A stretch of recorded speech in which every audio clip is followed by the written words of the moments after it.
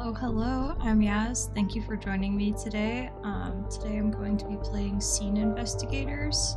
The objective of this game is to solve crimes, or at least certain portions of crimes.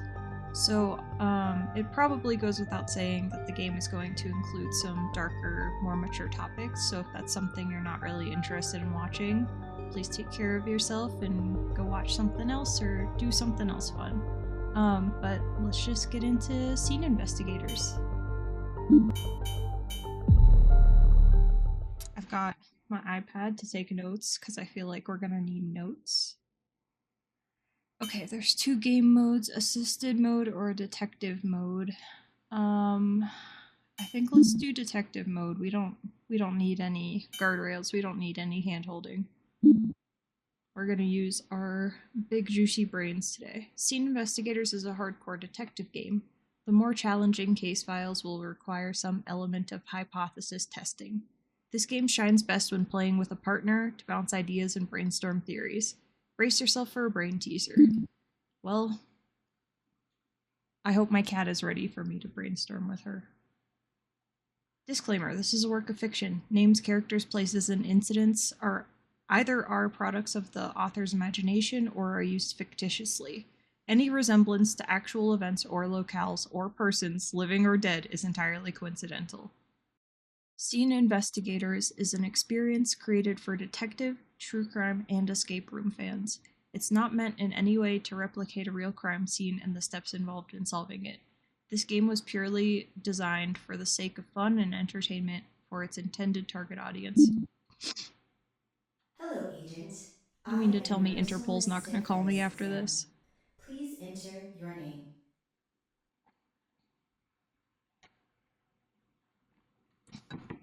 It's me. Yes. Is this the name you want recorded in our database? Yes, that is me. Creating your data file. Alright, Interpol, you know who to hit up. Recording complete. Welcome to the crime scene reconstruction room. Prior to the exam, here are some important notes to go through. First, observe each scene carefully. Analyze everything on site and pay close attention to seemingly insignificant details. Second, Perfect. not all interactable objects are important, and not all that are non-interactable are unimportant. You have to decide which ones can help with the investigation. Third, when there aren't enough evidence present in the crime scene, you will need to trust your intuition, fill in the missing gaps, and make smart, calculated assumptions. Fourth, when all else fails, don't give up. Take a break. Comb through the crime scene again and revisit the clues previously gathered with fresh eyes. Now that we've gone through them, let's do a preliminary trial, shall we? This has no Trial bearings on your time. Let's overall go. grade. It's to see if you've come to grasp with the fundamentals of the exam to come. Are you ready? Understood. Loading Let's preliminary go. trial. I don't know why my throat is so scratchy already. This is not good. Loading complete. Good luck.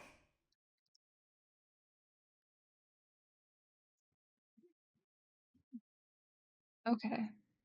Situation. The police have arrested a man they suspect to be about to rob a bank. They confiscated items found in the van the man was standing by. The police were able to get the man to give up the names of his accomplices. It is suspected that the man and his accomplices might also be involved in the purse snatching of Helen Turner. However, all the police have are the items from the getaway van, the criminal records of the three men that were going to rob the bank, and the incident report from Helen Turner. Using what is available, can you answer these questions asked in the case file? Preliminary trial, Portland, October 9th. Okay. F is the case file menu. We can move, we can sprint, we can crouch. Interact, zoom, flashlight camera, image viewer, and notepad. Okay, so our questions: who was the getaway driver? And who was involved in stealing Helen Turner's purse. Okay. And then that's just our situation that we just got the information about. Okay. Hey, what just happened? Okay, there. I was like, where are we? In the void. Okay, cool. So we've got a map. There's incident, initial arrest, Clover Bank. And we've got the investigation file for the Helen Turner robbery and evidence folder and some physical evidence. We've got a beer can that I think may not be of supreme relevance at the moment. We've got money. Don't make me do math. 600, 620, 630, 635, 640. Okay. And we can't see the serial numbers of them, of all of them, but I don't think that particularly matters either right now because we're not looking for counterfeit or anything. And we've got cigarettes, which are seemingly very irrelevant unless they're of a specific type that is only available in some places. We've got a phone. Okay, we've got messages. Let's come back to this and let's look at the evidence folder here. Wow, they have a little chain of custody there. That's delightful. Newspaper master plan split. Oh, I didn't mean to do that. Okay, master plan. So there's 4 people involved here, it looks like. Is that right? Boss, Lorenzo.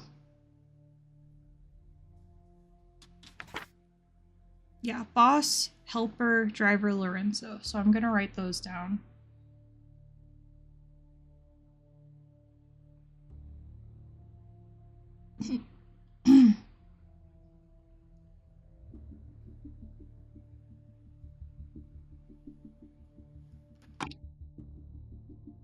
Okay, so that's who gets what as far as the money goes. And we've got a newspaper. Well, there is a article about counterfeit, but I don't know how relevant that is to us right now. Okay, so Clover Bank, monthly swap. Lorenzo will send exact date.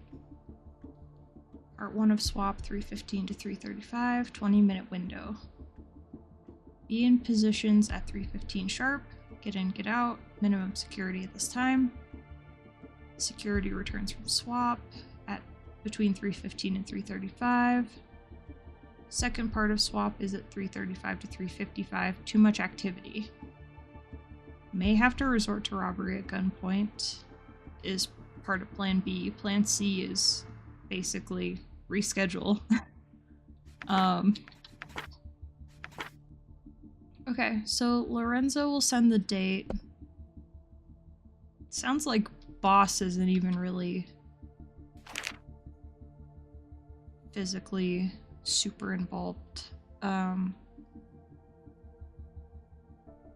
Well, maybe. Because boss and helper obviously have to go and do the stuff. Okay. Helen Turner's report. Suspect is an unknown person with light skin, dark hair, and is taller than 5'5". The incident happened at corner of Harmonia and Xanadu. So Harmonia and Xanadu. Yep, location of incident. Okay. Her purse was stolen, keys, phone, wallet, credit card, lottery ticket, cash, $40. Okay. Her ID card. And then we've got the criminal records for the 3 guys. We'll come back to those because I want to read Helen's statement. Okay, so Helen is 5'5". Presumably, she judged the suspect's height based upon her own height.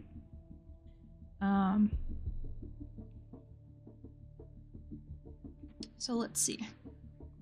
Helen says, I was at home for pretty much the whole morning. I went to Wake Up Call Cafe to meet up with my friend around 2 p.m. Nothing of note happened. I just told my friend that the news had announced the winning numbers of a lottery I played, and I had won some money. I was going to cash it in today. We made plans to meet up again to celebrate. I left the cafe about 45 minutes later, so 2:45.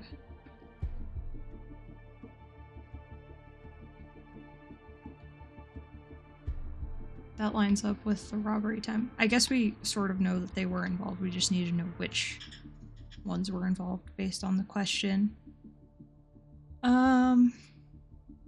I headed toward Cart Convenience, and that was around the time that I got knocked over by a man coming up from behind me. Next thing I knew, I was watching him turn around the left corner with my purse in his hands.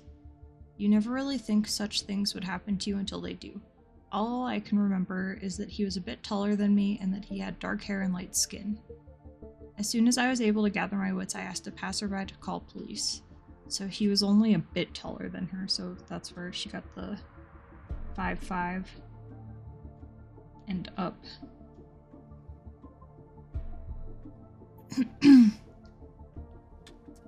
And it looked like, yeah, at a glance, these guys all have dark hair, light skin, and they're all within a few inches of 5'5", so that doesn't really narrow that down a lot. Okay, so she said something, the winning numbers of the lottery.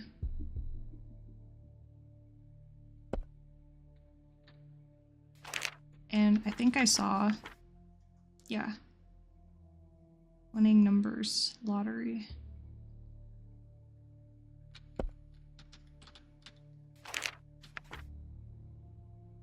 Undine lottery. Did she say how much she had won? I won some money. Okay, so presumably she won 600 and they took the additional 40, or they already had some cash and she, whatever she won, they added to it. But 600 is one of the prizes, so that would make sense. I wonder if any of this other stuff is relevant. I feel like the counterfeiter thing might be the only possibly relevant thing here.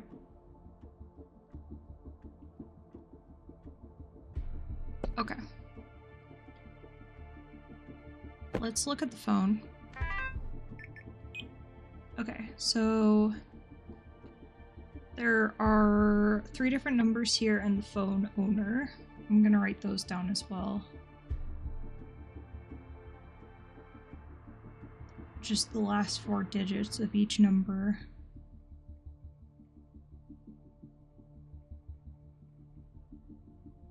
Okay. So the first number, 4019, says, "Are you sure we can trust this guy? He seems all over the place." Phone owner says, "I know you hate unpredictability, but we've already seen what he can do. I'm sure it'll be fine. Lorenzo vouched for him personally. He's just a temp anyway." Reply says, I hate Lorenzo as well, but someone that has his respect must be at least somewhat capable. Okay. Definitely not Lorenzo. Speaking about Lorenzo in the third person. Second number says, this is the 1330 number. Hey, do you have time? I overheard something real interesting. $600 cash. It'll be real quick and it's on the way. Okay. I'm starring this number because this person is probably related to this lottery theft. And that's at 2:20 p.m. while Helen was at the cafe. So that's perfect. Boss told us don't use this number if it's not related to the job. Reply says, you're too loyal to that guy. Isn't he younger than you? That feels like that's relevant. Boss is younger than phone owner. P.O. phone owner. Phone owner says we go a long way back. Besides, there's rumors that he was already stealing big time at just 8 years old. In that sense, he's my senior. Okay. So they know each other a long time.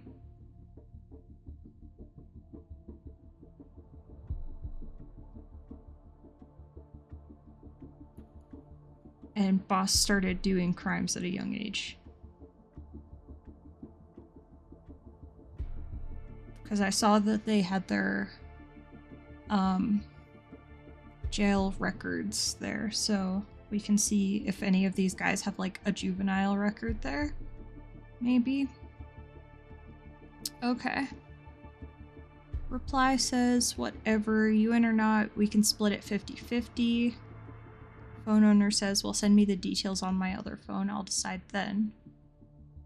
Okay, so phone owner and 1330 are the most likely to be involved in the robbery of Helen Turner.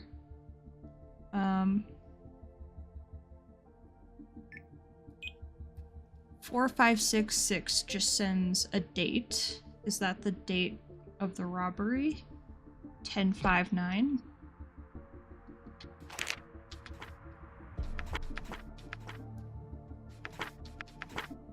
Lorenzo will send us the exact date. 1059. Okay, yeah. So Lorenzo is the last number.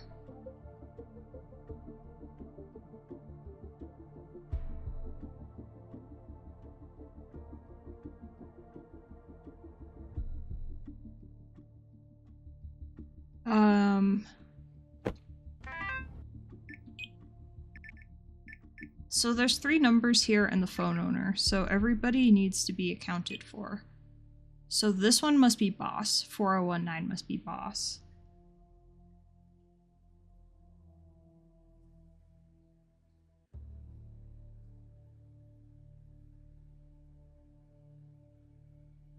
Because this person refers to the boss. Okay.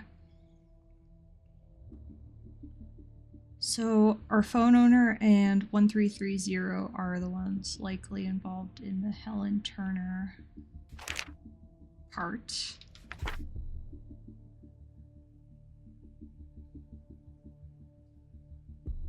So as soon as we figure out who the boss is, it stands to reason that the other 2 are the ones involved. Alright, so let's look at these guys now. Frank Carter. His height lines up, his appearance lines up.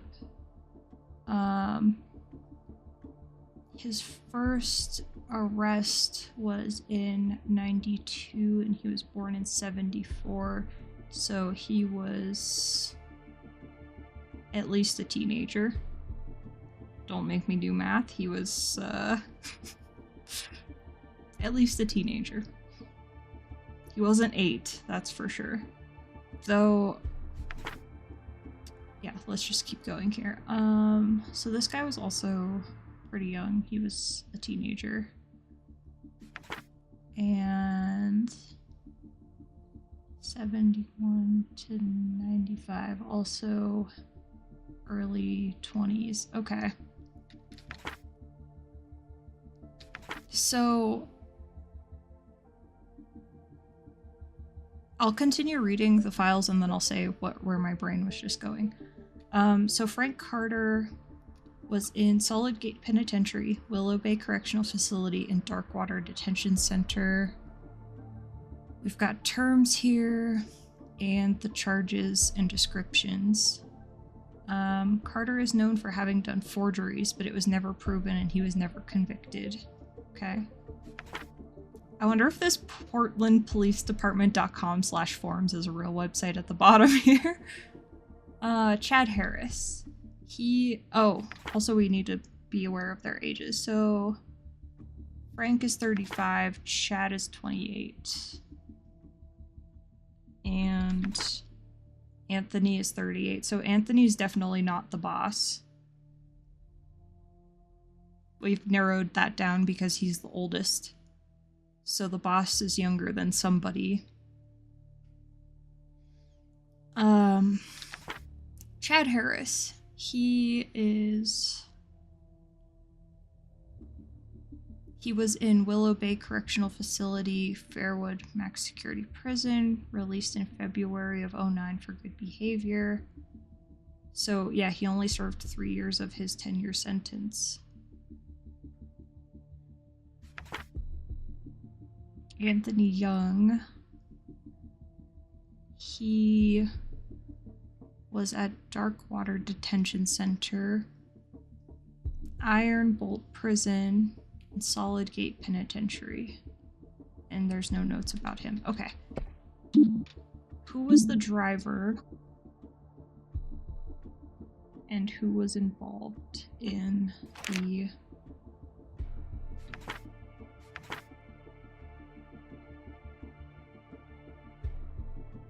So, okay. If the person overhearing the conversation at the cafe... Sorry, where am I? Phone. Okay. The person who overheard the conversation at the cafe likely was not the driver, right? They were likely just waiting to be picked up. If we can presume that. That person was walking.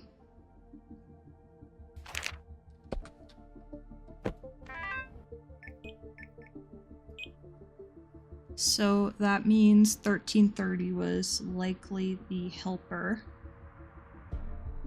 And phone owner was likely the driver.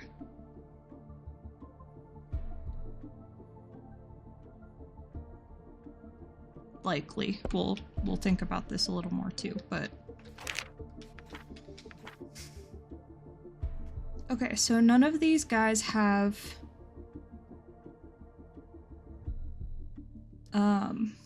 an arrest information from when they were young, but I know in some places juvenile records don't show up into your adult years, or they get like sealed at some point, so I think maybe that is the case. So also, the boss and the phone owner go way back.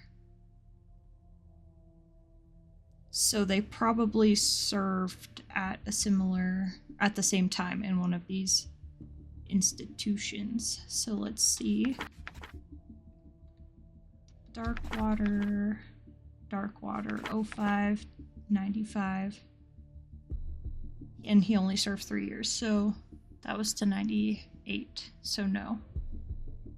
Iron Bolt. Nobody else was in Iron Bolt. Solid Gate. 92, 03, 92 for 5 years, so to 97, so no.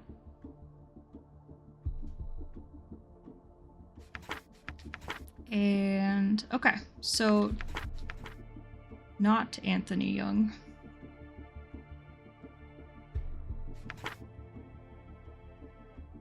He just gets rolled out for everything. Okay. Chad Harris. He was at Willow Bay and Fairwood. He was at Willow Bay. Okay, so Frank was in Willow Bay from 99 to 04. And Chad was in Willow Bay from 2000 to 2005, so they have overlap.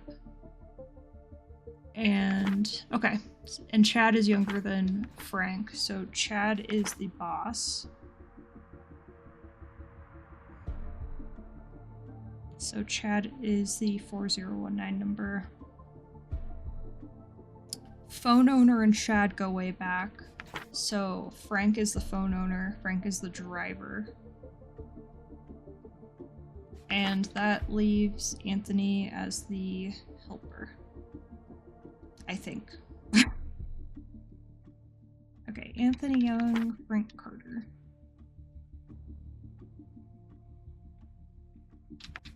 And then let's think about this some more.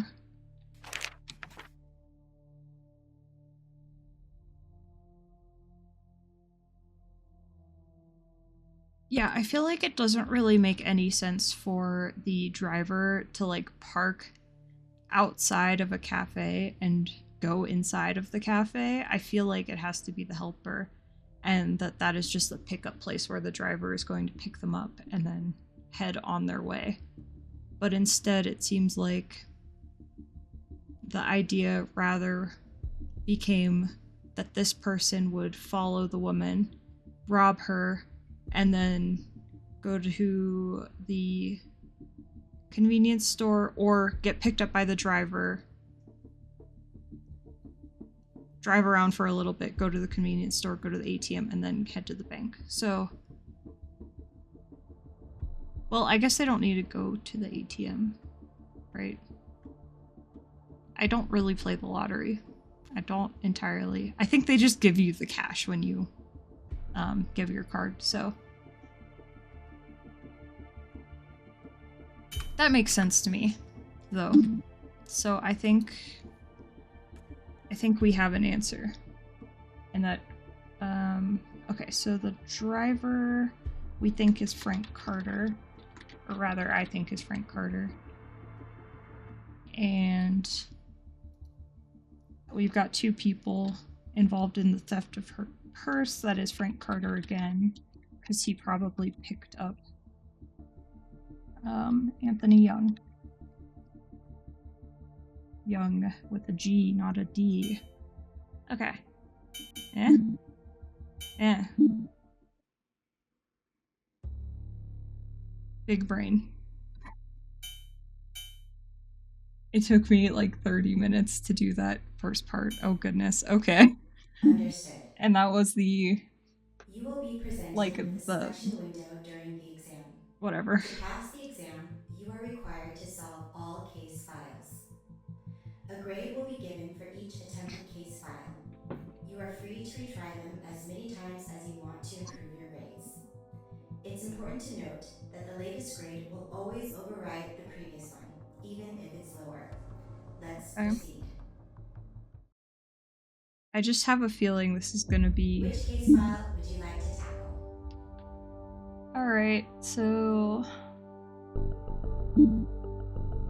why did they all just appear like this? Why do I get to pick? Why don't you just give me... Okay, so the fourth floor is a 1.5 difficulty, Bloodbath is a 2 difficulty, and Missing is a 1 difficulty. I feel like it just makes sense. Wait, Preliminary Trial is 1.5? Okay, I feel like let's just go easiest to hardest. That makes sense to me. So let's load up Missing. There are multiple scenarios. What does this mean? Okay. Does that mean there are multiple different answers and like the same location in the same general case, but there are like different pieces of evidence maybe? So there's some replayability. So it's not just like, I don't know.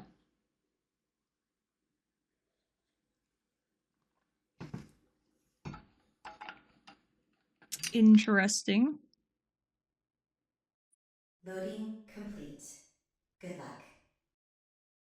I just have a feeling. Okay. I just have a feeling this one's going to be like significantly harder, even though it says it's supposed to be the easiest. The situation. The day started busy as usual for a financially struggling family trying to make ends meet. Before leaving for her early work shift, the mother kissed the sleeping kids goodbye.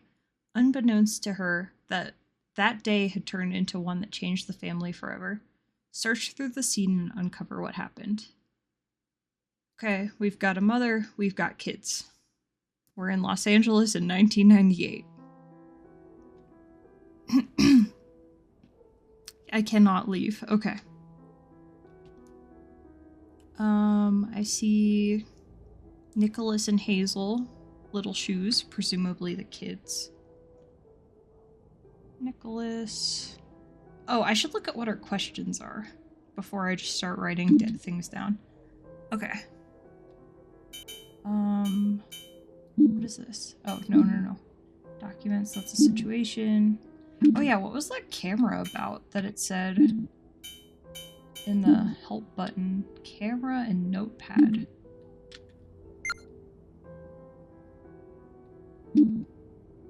Oh, cool. Okay. So you can compare images and stuff. And then N is notepad. Oh, there's a built-in notepad. That's very nice.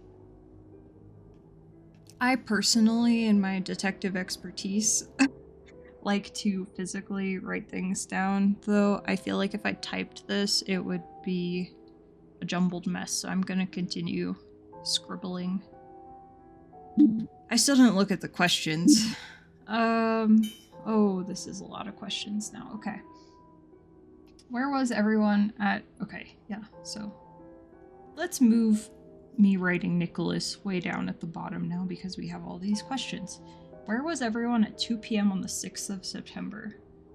0906. What year was this? 98? At 2 p.m. So we have Catherine, Thomas, Hazel, Nicholas. Catherine, Thomas, Hazel, Nicholas. The thing I do love about taking notes and writing on the iPad is that if I need to, I can like move stuff around to make space. So I'm gonna add some space between all those names so I can make notes for every name there. Would the insurance cover the hospital bill? I don't know what hospital bill we're referring to, but I'm sure we'll get there. Hospital bill covered?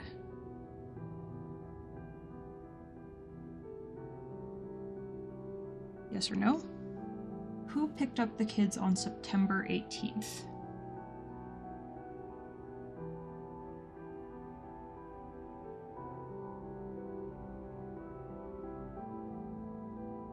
Nine, 18, 98. Okay.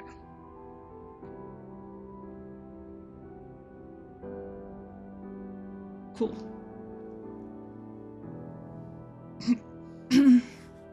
I am now going to get rid of the tiny Nicholas I wrote in the corner. Alright, we've got our questions. So Hazel and Nicholas are the kids. Kid.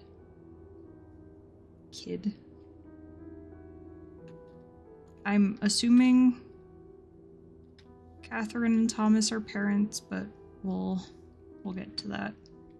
Okay.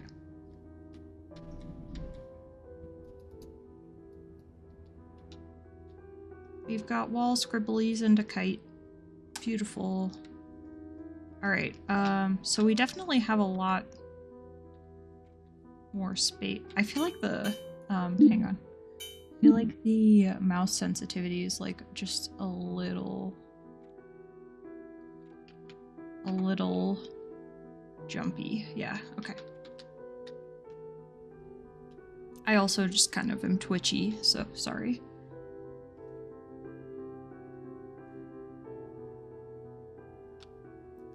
Alright, I think we've got a lot going on here, so I'm just gonna get a general feel for the layout of the house first. Okay, we've got our entryway, we've got our living room. And this is a missing case, it said, and there's no, like... Oh, okay, so the 18th, 98 was the last day torn off on the calendar. And the question was, who picked up the kids on that day? That's a Friday. I don't know if that matters, but I'm gonna make note of that in case somebody's schedule on Fridays is different. Okay, so it looks like we've got the kids' bedroom, 2 beds. Is this a room? No, okay. And bedroom. Happy Mother's Day. Presumably mom's bedroom. And alcohol. 2 desks.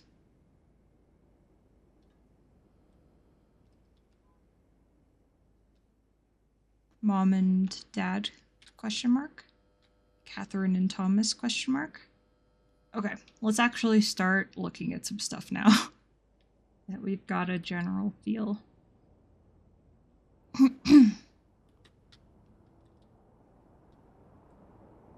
Aw, dinosaurs.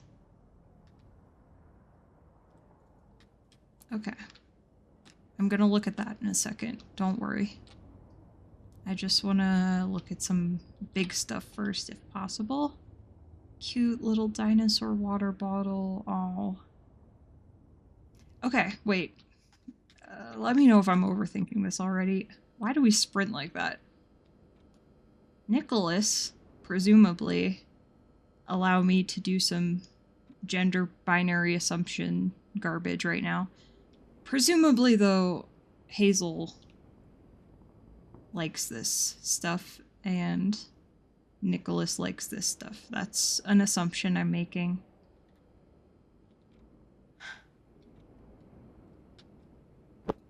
Yeah, Hazel's got the little flower diary.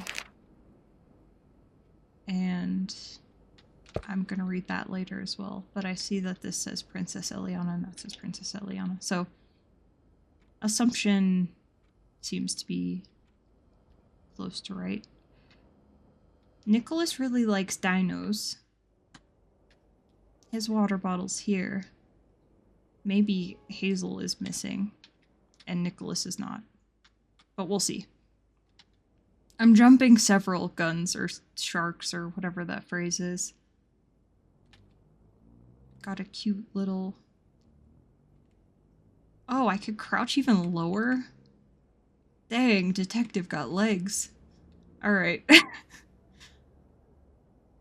Back to... Oh, maybe there's where Hazel's mug is. Okay. This doesn't matter. Let's focus. Focusing. Not getting really excited to look at people's houses. Ooh, a phone. Phones are the housings of damning evidence, in my opinion. So let's look at this. Okay. Alexander Elementary.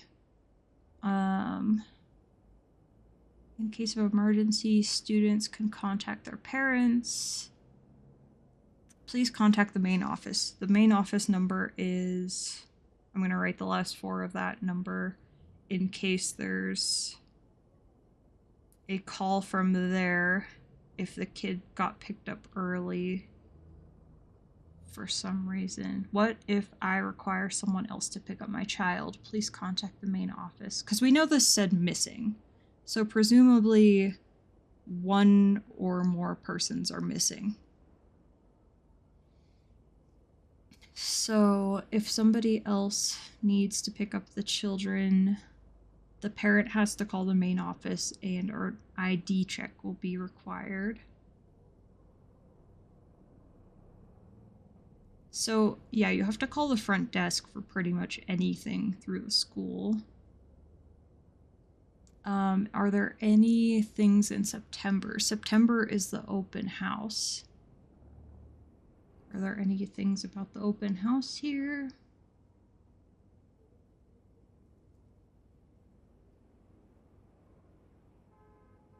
Did the music stop? Am I losing my mind? There was music for sure.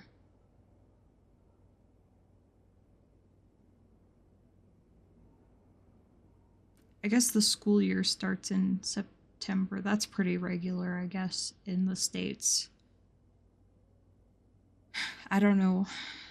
This said it was in Los Angeles, so that makes sense. That seems regular. So it's at the very start of the school year.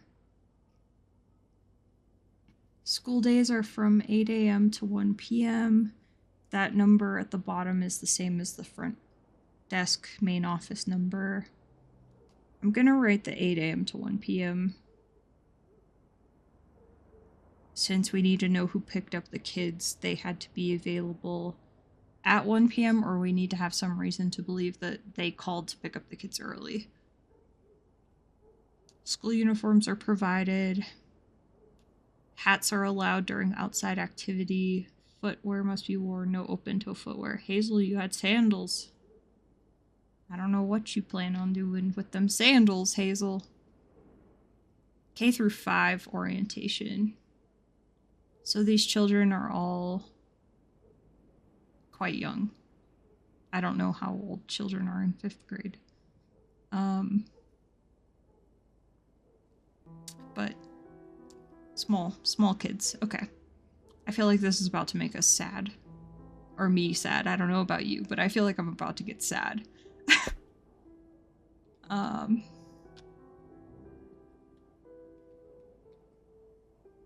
We got bread. We got beer. We got corn dogs. Corn sticks, rather. There's no way there's 30 of them in that little box. I'm supposed to be solving a missing persons case, but instead I am solving the case of how many corn dogs you can fit in a box. ATM transaction record. This ATM transaction record is from an ATM in Bakersfield, California. Somebody withdrew $300 on 9/18/98. Okay. Which is the date in question of who picked up the kids. So this person picked up this money at 12:04 in Bakersfield.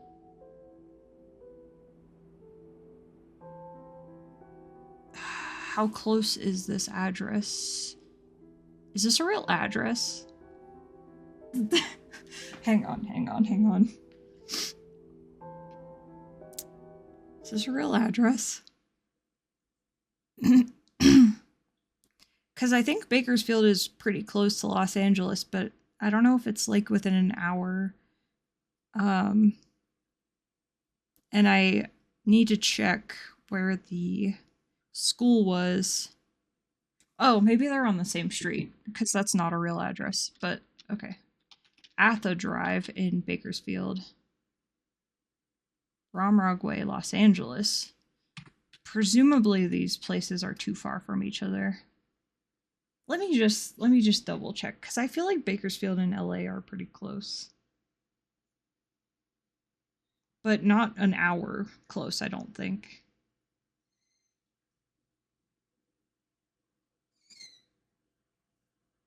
Yeah, it's about 2 hours. Okay. I thought so.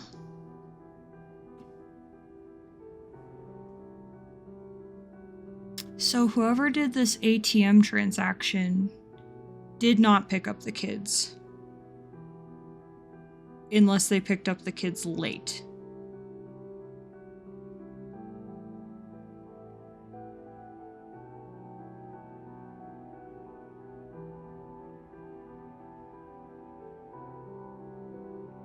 I don't even know how to like write all this information. because I feel like I'm gonna forget it all if I don't make notes, but how do I make the note that unknown person who did an ATM transaction did not pick up the kids unless there is evidence that the kids were picked up late or early? I'm just gonna do approx 2 hours from LA. Okay. Nothing on the back. And this person got $300, so gonna make a note of that as well, in case that is a way that we can identify who that person is. We've got a wallet here. Thomas Morris Harrington. I'm gonna write his last name. I don't care about his middle name right now. He lives in Los Angeles. Is that this address? Do we know? Hang on.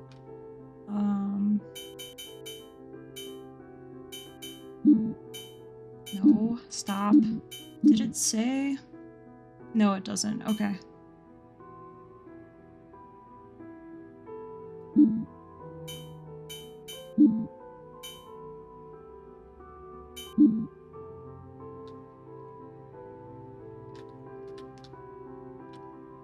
All right, let's go back to this. So,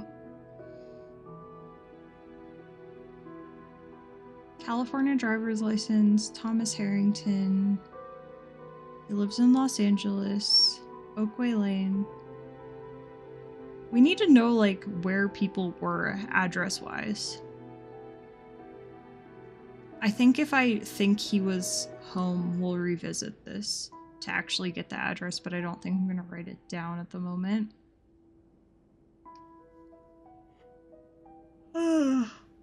Oh man. I wonder if that's like a real guy somewhere. That picture. Just some guy on the dev team or something. Alright, California driver's license. Cool. Class A, any vehicle or combination of vehicles except motorcycles.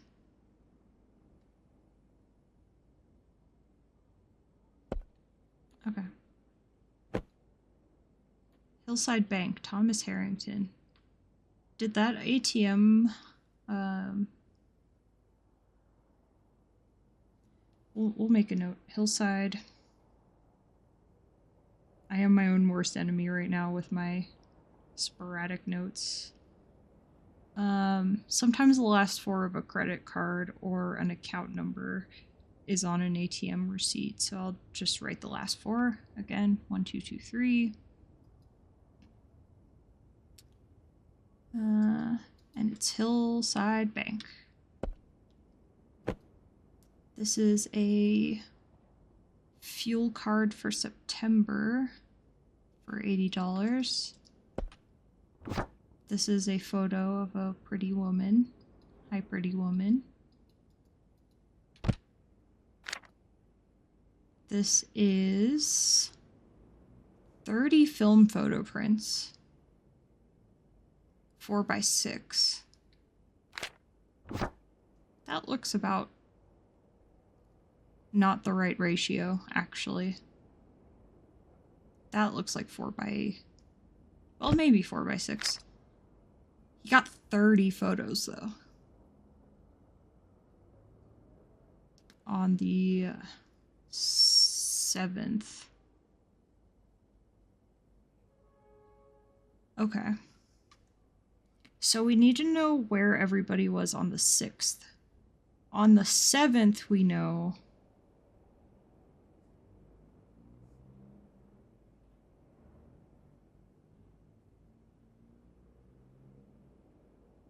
(9/7) at 8:22 in LA.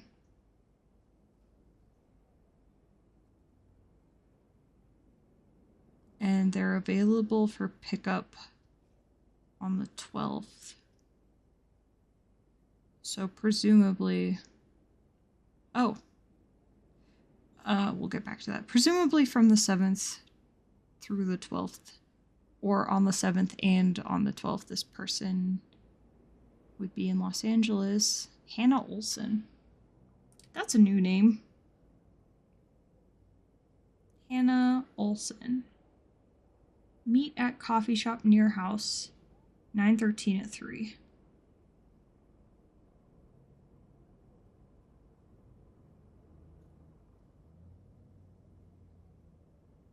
Interesting.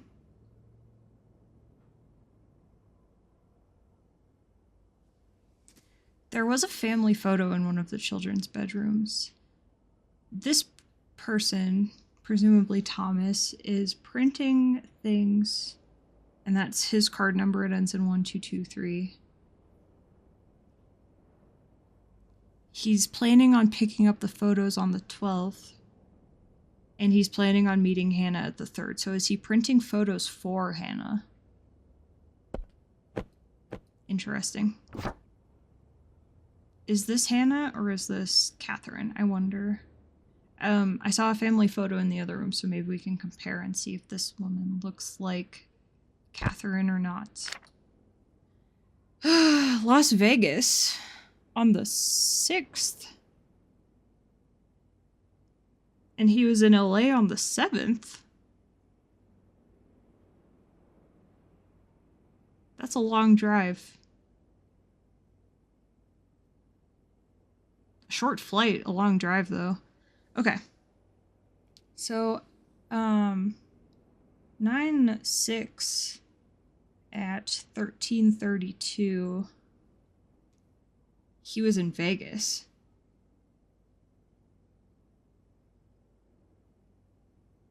And this is a cash out voucher for a casino. So presumably this is the last thing he did at the casino before leaving and going somewhere else. We need to know where he was at 2. So he has to be within 30 minutes of this casino. A lot of times casinos have hotels attached, so that's also a possibility if he stayed at a hotel here. But for him to get to LA the very next day at 8:22 a.m., he would have had to have left almost immediately, I think, right? How far of a drive is that? Las Vegas to Los Angeles. Oh, it's only 4 hours. Okay, I thought it was further for some reason. Okay, so yeah, if he stayed overnight and left very, very early in the morning, he could get there. Or even if he left the same night. Okay, so no, that makes sense. I feel like the phone's gonna be a whole rabbit hole. Oh, voicemails, not text this time. That's interesting. Okay, so both of these are from 0539. Which is not a number we have. Okay, so one of these is earlier than the other one. Let's listen to the earlier one first and then the later one. This one's on 99. Before he meets with Hannah, after he goes to Vegas and comes home from Vegas. Honey, it's difficult for you. I know, but I am getting tired of this. I need you to tell me what's happening to you. We need to talk. Call me tonight.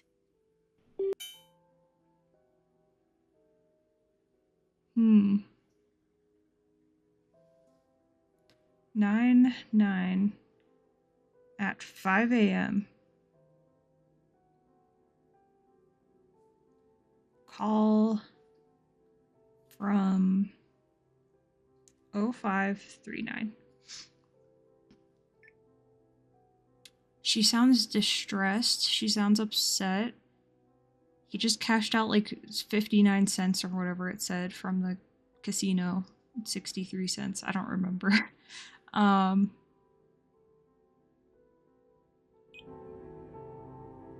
Okay. 917. A call from the same number. Hey, honey. I just wanted to remind you to pick up the kids tomorrow because I won't be able to.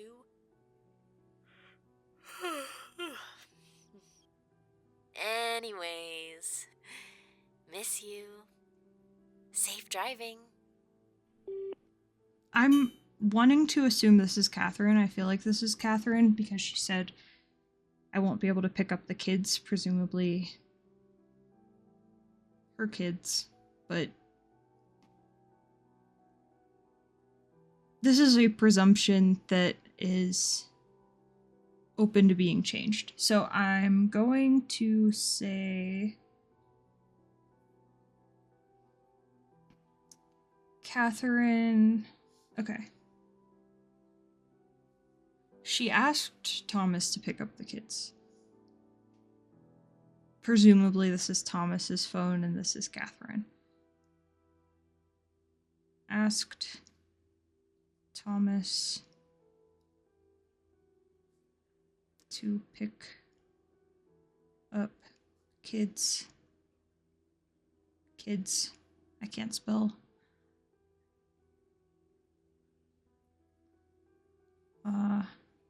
Okay. Perfect.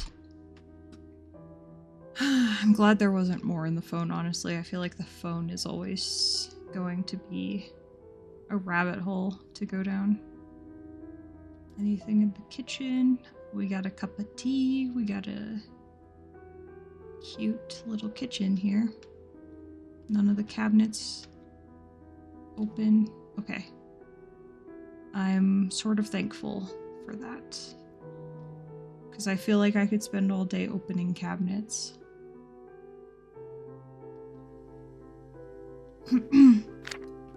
No cooking without mommy or Thomas present.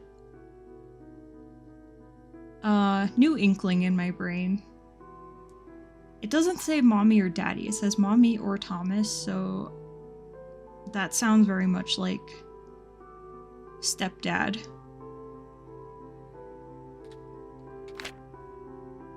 I will buy groceries with next paycheck. Oh yeah, we should check the back of...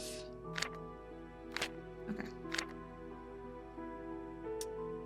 If Nicholas is too fussy, you can give him some crackers in the cabinet. For emergencies, call me at 2291 or 2271 2271 diner 5412 Wilson's. Numbers are hard, letters are hard. Is this 2 jobs that our dear Catherine has? That is quite sad. Poor Catherine.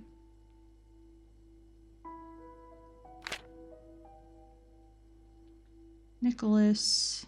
Beautiful artwork, Nicholas. I love it. Thank you for... Ooh, duck. Nice. I really like the little touches that really make it look like a little house, you know?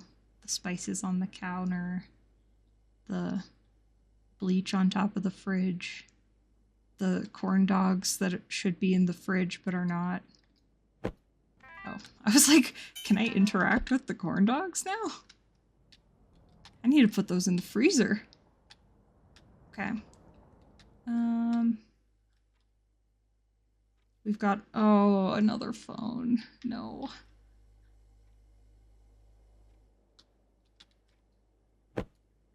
Gina. Oh, there's another person. Gina. I'm sorry, but I don't think I can pay you this Friday on the 11th. I will pay the amount next Friday along with your next payment. Next Friday from the 11th is the 18th. That is the... will be paid. 18th. Interesting. This is quite a crazy assumption, but if somebody is upset that they're not being paid, they might take the kids as a way to, I don't know, get back at someone, but that seems a little dramatic for not being paid. This is the diner that presumably Catherine works at. Cool. Hey Catherine, I talked to the Wilsons and they are happy to have you. The work starts from 1 p.m. to 9 p.m. But since it pays well, it can help with your family situation. Anyway, call me if you are interested. I left the agreement contract inside too. P.S. I still think it's better if you break things off with Thomas. This is from Megan. The Wilsons are persons, not a place. And she's working for them from 1 p.m. to 9 p.m. if she agrees to work for them. It looks like this is at the point of this paper being written in the works, and at the time when the sticky note on the fridge was written was a done deal.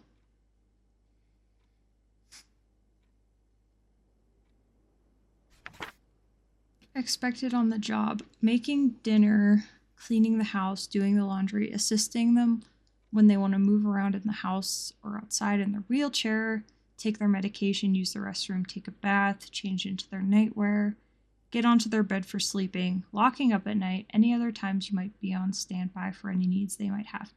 Okay, so she's doing a caretaking job in addition to her diner job. I wonder if the diner hours were on that flyer. I'm going to double check and write that down if that's the case. But she's helping the Wilsons from 1 p.m. to 9 p.m. Oh yeah, is there anything on the back? No, okay. Diner is open. It doesn't say. They have an early bird discount 2 to 5 on Mondays. That's not very early, unless they mean early for dinner. All day breakfast. Okay. So yeah, we don't have the hours for this place. It seems like maybe she's working here for earlier in the day though, and then working for the Wilsons later in the day. Phone. Call log. Okay, so this goes oldest to newest. What number is this? Do we have this number written down already?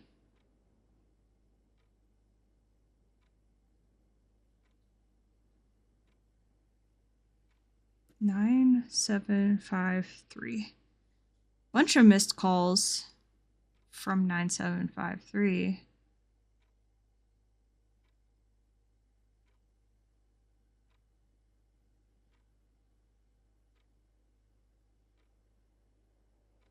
Missed call from 9318 or 7318. Holy crap. I'm sorry, guys. I have 7318. I have the ability to think about numbers.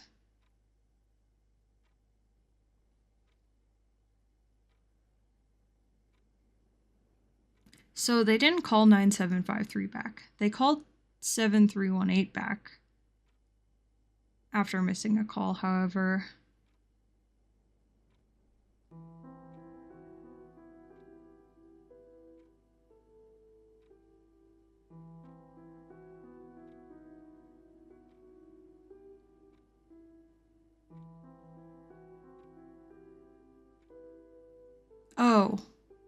Oh, wait. Okay, hang on.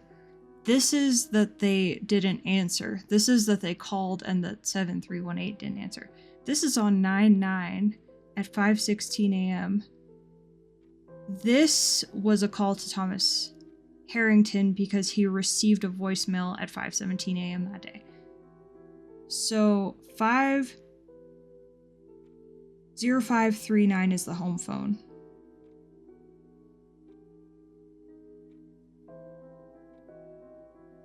And I need like a section for phone numbers. Holy crap.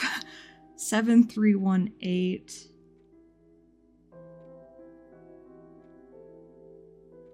is Thomas. 9753 we don't know yet.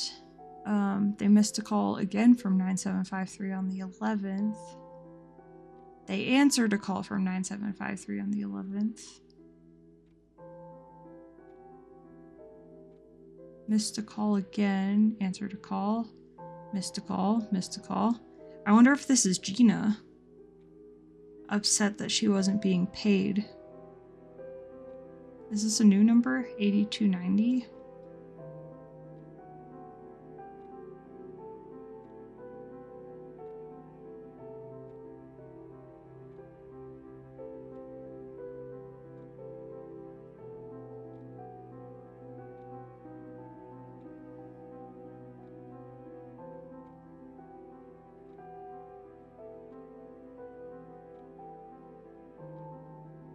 Nine, 7, 5, 3. I'm gonna write Gina with a question mark. Okay.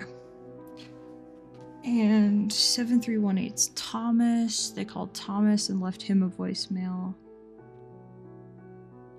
I don't think we have a voicemail from that day to Thomas, though. Oh, no, that is the one where she asked him to pick up the kids the next day. And they missed another call from 9753, which is, I'm guessing, Gina. 9753 voicemail, 3466 voicemail. Who the heck is 3466? Oh, okay. Hi, Mrs. Patton. This is Mrs. Bird, Nicholas's teacher. Nicholas wasn't able to take part in today's activities today. Make sure he brings his backpack next time. Okay. Nicholas didn't bring his backpack to school on the 18th. That is his teacher who called. I'm not going to write that number down. That doesn't feel relevant. It does, however, feel relevant that Nicholas didn't have his backpack on the 18th. Oh, this looks threatening. That's it. Now I will be taking things into my own hands. Okay. I'm feeling as though this might be Gina. Based on the sticky note that we were unable to pay Gina.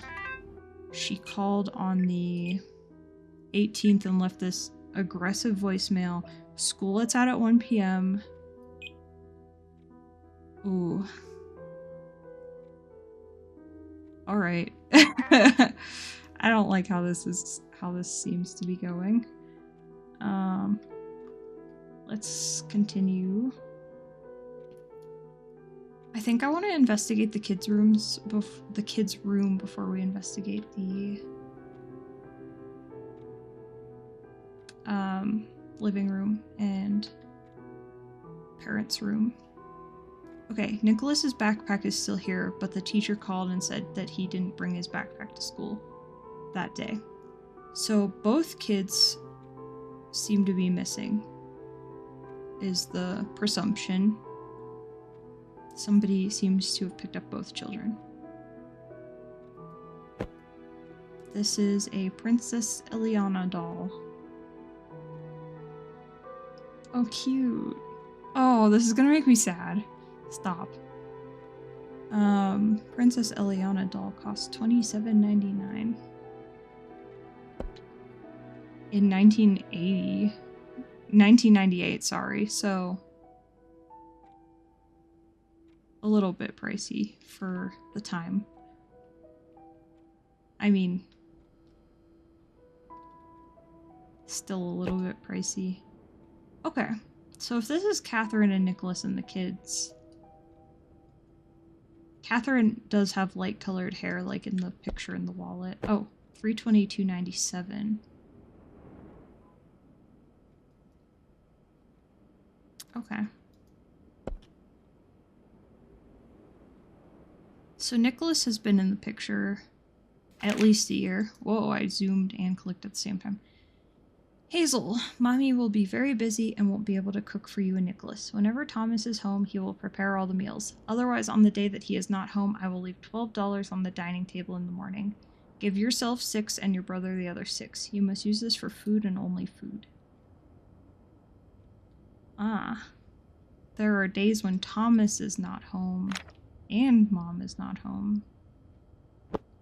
And Hazel is the older sister, presumed by looking at the picture and the fact that she has responsibilities. 8:30:98. Carla and Jasmine showed me their Princess Eliana dolls. During recess, I couldn't play with them because I only have the Dearly doll. I want to play with them. Today on the way back, Gina let us go to a toy shop. Gina on the 30th. I like my Dearly doll, but Princess Eliana was really pretty.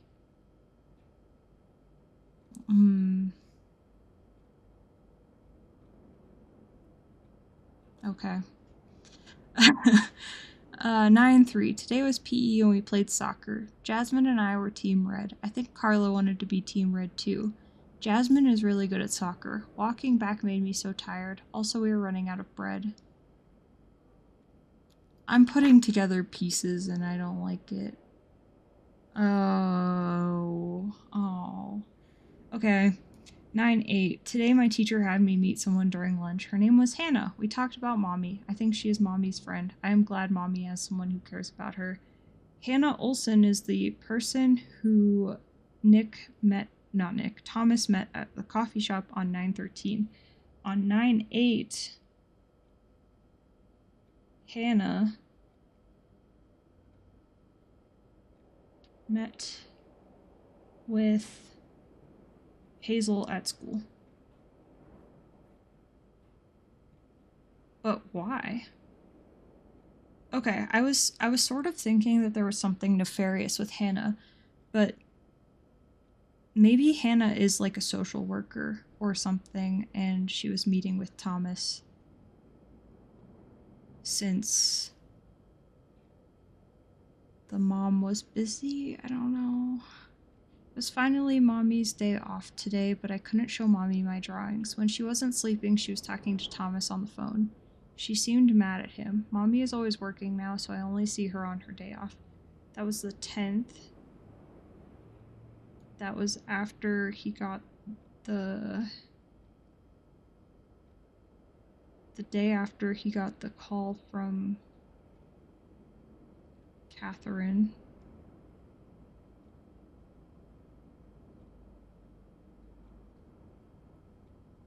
All right.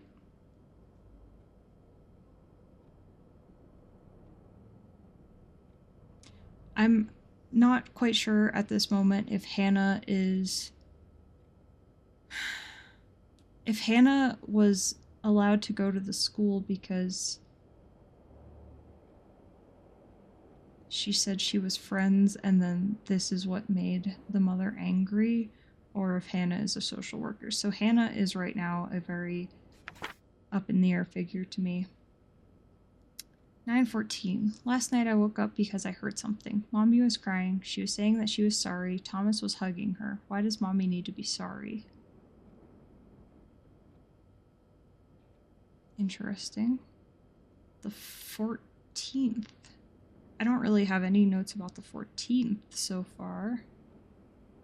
The 13th is the day that Thomas met with Hannah at this coffee shop. So that night they were... Oh.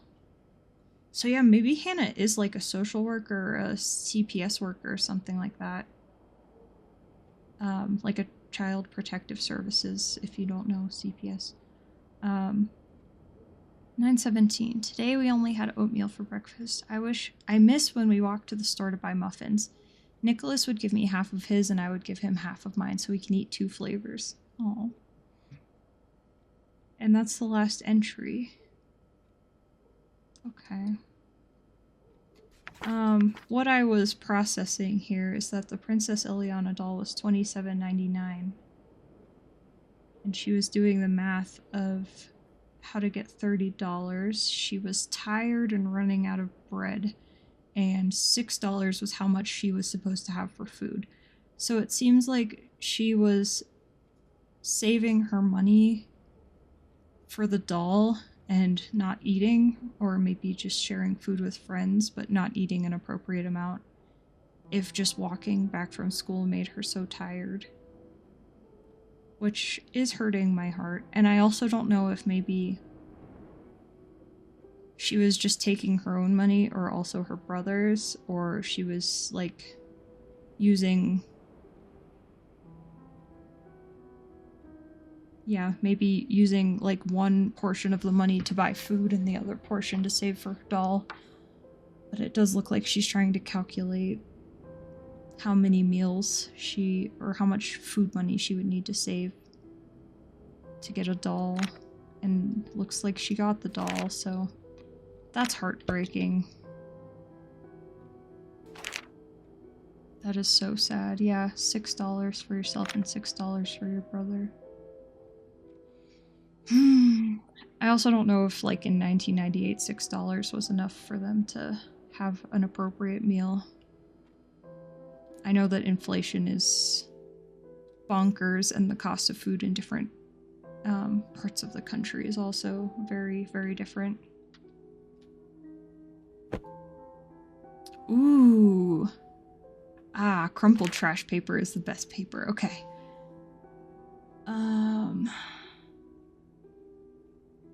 Required payments until payday. Gas bill, $66.57. Thomas's car loan, $300. Woo!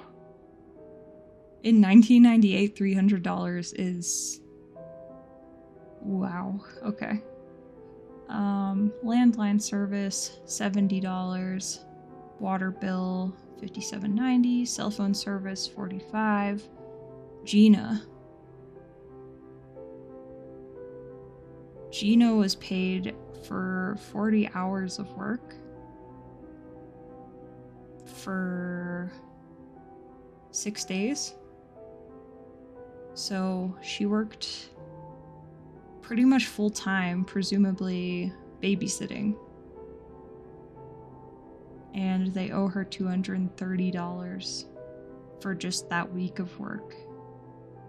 And it looks like they weren't able to pay her that week. I don't know if she worked the next week as well, but they owed her quite a bit of money. How do I pay her? Borrow money, ask her to wait, pay from savings, and all of those are scratched out, so not good. We're gonna come back to those. Happy Mother's Day from Hazel. Catherine Patton. I'm gonna write her last name because we have her last name now. Patton. What is this? Prescription filled 7/28/98. Is this how many days? Take one by mouth once per day. Doesn't tell us how many. 30. Okay, so she would run out 8/28. Sertraline. Antidepressant? Anti-anxiety? Antidepressant. Okay.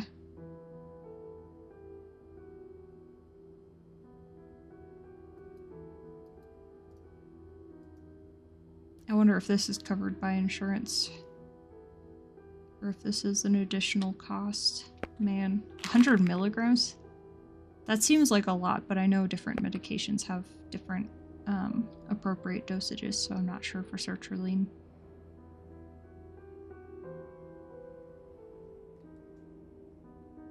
Killers with scarves. They were sleek, meek, and chic. That's funny. Art class, drawing and painting for kids ages 6 to 12. Studio classes are Monday through Saturday. 90-minute sessions. 1134 Giovanni art class. $35 per session. Okay.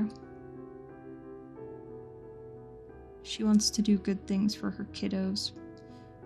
Presumably her kiddos are between the ages of 6 and 12. That seems about right for this school. Am I looking too much into this? I just looked at the time and it's been like an hour almost of me just like reading. I guess this is how this game is, right? I'm supposed to do this. The study of astronomy, and she has a telescope.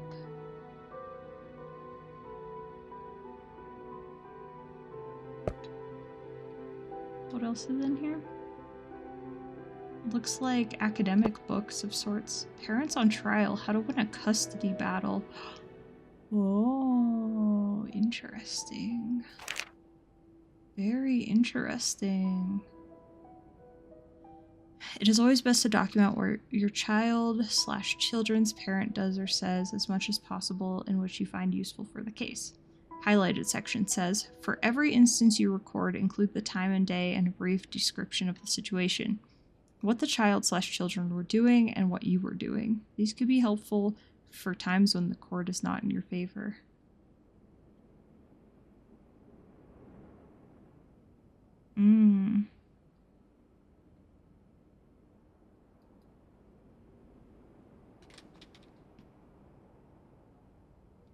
There's also a little section here about involvement of a social worker. Child Protective Services worker may be called to interview both parents and child or children. So yeah, Hannah seems like could be a protective services worker, and it would make sense for her to want to interview the parents separately. So if there's any concerns that the parents won't feel the need to like protect the other in front of the other, they won't feel pressured to do so, or they won't have, I know sometimes like in interrogations and things like that, you separate people so that they can't get their story straight with each other. So if there are discrepancies, you can ask about that.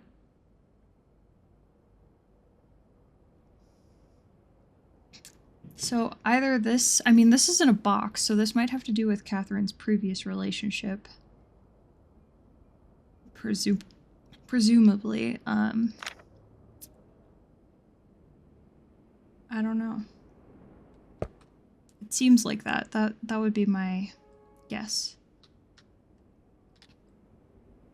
Okay. This is sad.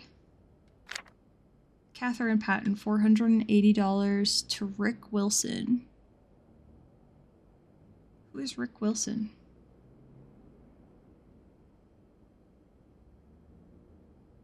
I've got another name to write down. Rick Wilson. Oh, from Rick from Rick Wilson to Catherine Patton. The Wilsons.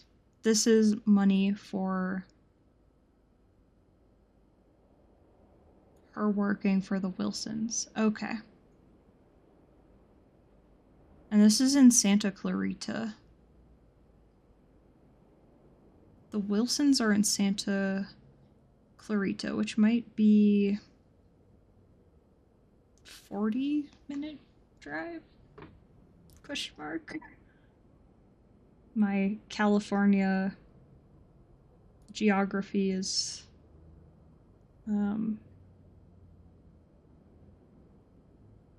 48 minutes. Wow. Okay.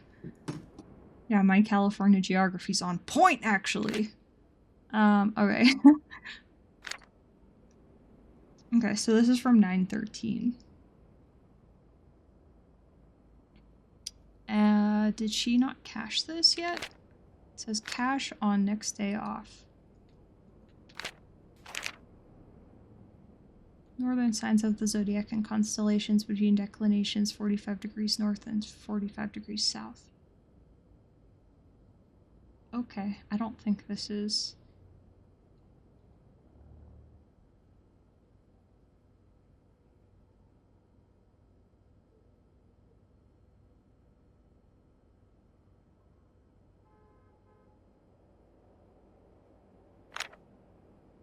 She just likes astronomy, which is okay. I like astronomy too. From Josh Woods to Catherine Patton for child support. Okay, Josh Woods is the ex.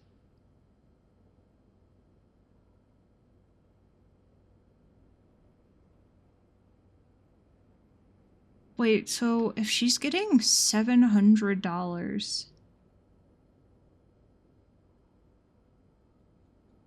per month in child support per month, is that when child support is paid? I don't know. And she's getting $480 for a week of work here.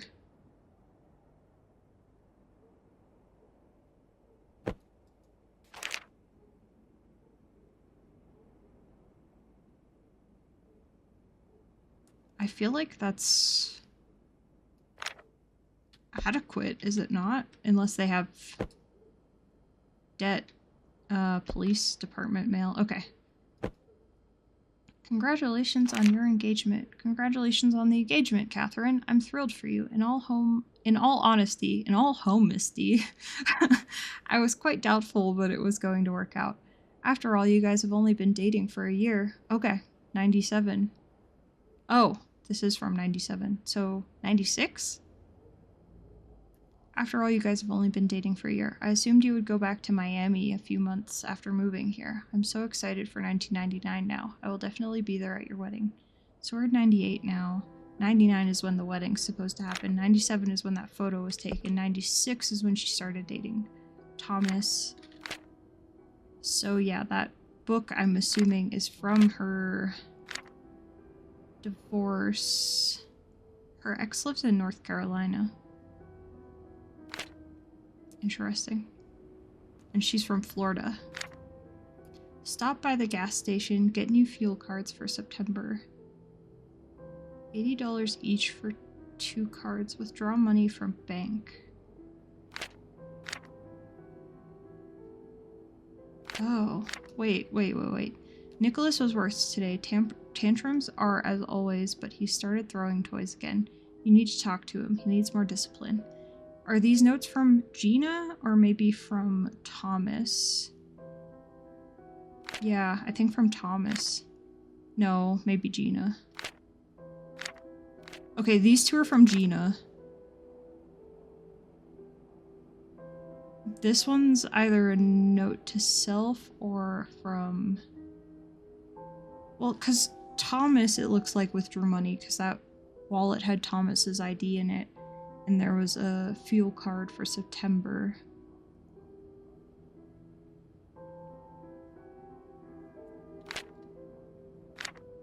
I have a family and bills too. To treat someone who helped raise your children this way, I see that you have lost your integrity. That feels like that's from Gina. I feel like Gina is scorned and...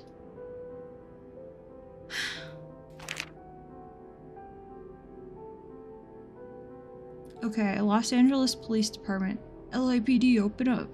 9/13. On September 6, 1998, I was dispatched to 2839 Garner's Ferry Road, Los Angeles, California, due to a 911 call that came in at 1:58 p.m. I was soon met with Jeffrey Massey, who stated that he had finished shopping and was on the way to his car when a boy, Nicholas Woods, ran up to him. Oh, they have the ex's last name still. Hazel Woods. Nicholas Woods.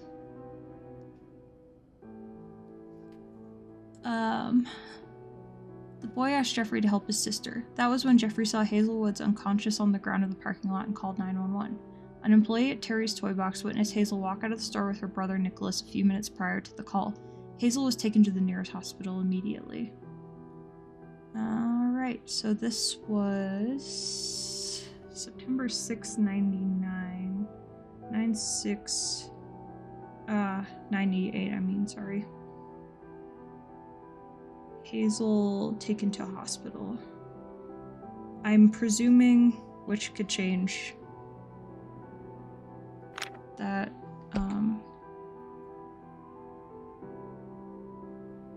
my headphones just started doing weird staticky thing. Hang on. Game capture. Yep, there we go. Okay. So it was Hazel was taken to hospital. And I was talking, my presumption is that she passed out from being so hungry.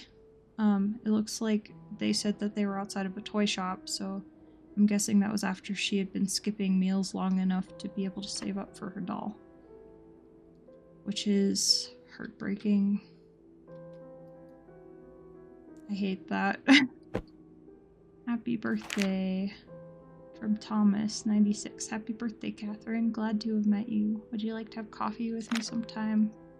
How cute. Happy birthday. Oh, and there's constellations. Very thoughtful from Thomas. Happy birthday, honey. Honey, I'm so grateful to have you in my life. I'm starting to overcome my addiction. That's where the money's draining to, maybe. Oh. This is sad. I'm starting to overcome my addiction because of you. You never give up on me, and I am so thankful for that. I haven't been able to help for some time. Let me bear some of your responsibilities. It may take some time, but I want you to live the life that you always wanted. So that explains possibly where the money is going. You bring so much happiness into my life. Every day with you becomes so much more vibrant. That's Valentine's Day. Christmas from Thomas. Merry Christmas. I wish for all your wishes to come true for the new year. I've been busy because of work this past year, so I want to spend more time with you in the upcoming year. This was at the end of 97. Maybe after dinner when the kids sleep, you can show me the stars and constellations. I think I remember a few of them since you taught me last time. Ow, my heart. Stop. Happy birthday, honey. I hope you have a wonderful day. Okay. So this one's a lot less personal, a lot less heartfelt. In 98, 3 months before the incident. 4 months before the incident.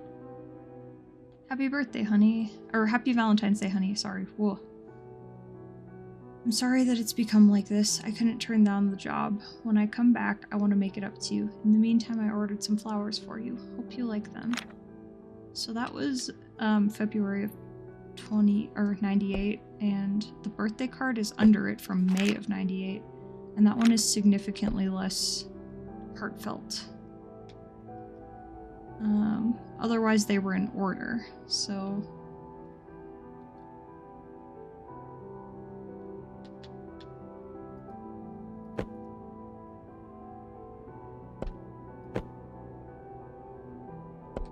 okay.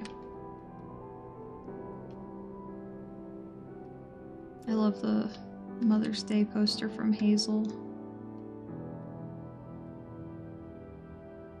The Atlas and world building of High Thrall. Okay, we've got a fantasy book. Oh, those little sour mints from back in the day. Do those even still exist? Those were so bomb.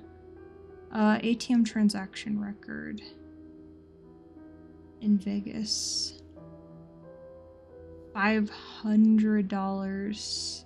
Card ending in 1223. This is Nicholas's card. This is Nicholas's trash can. This is the 6th of September when he was in Vegas. And this receipt's from Vegas at 3:09. So after he cashed out, he went to an ATM, presumably to go gamble more, maybe. Uh-huh. That stinks. I hate that. Okay.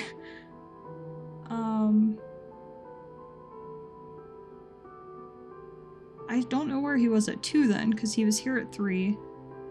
He was at the casino at 1:30.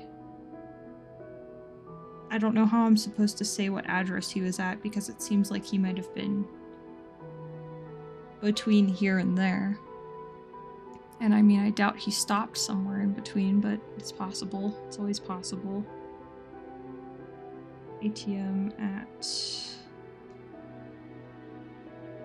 1509 on 9/6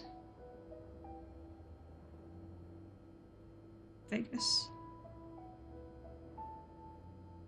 My notes are starting to look like an insane cork board, one of those ones with all the strings and stuff, you know? Love that for me. Is that an ashtray? Yeah.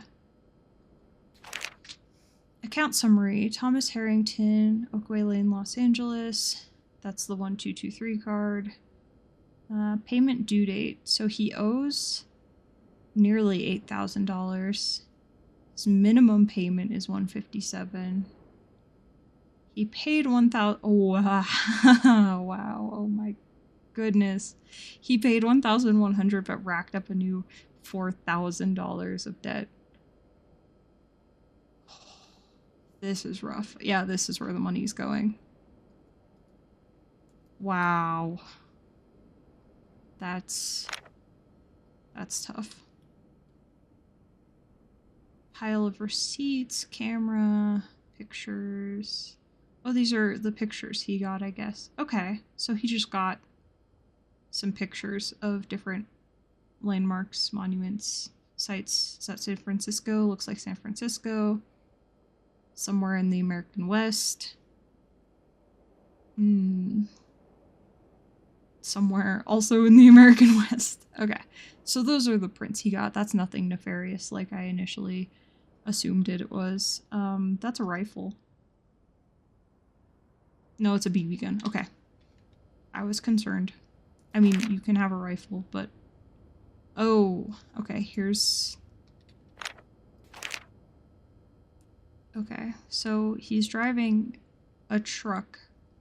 This is 8:30 to 9:04, 9:06 to 9:11, 9:14 to 9:17.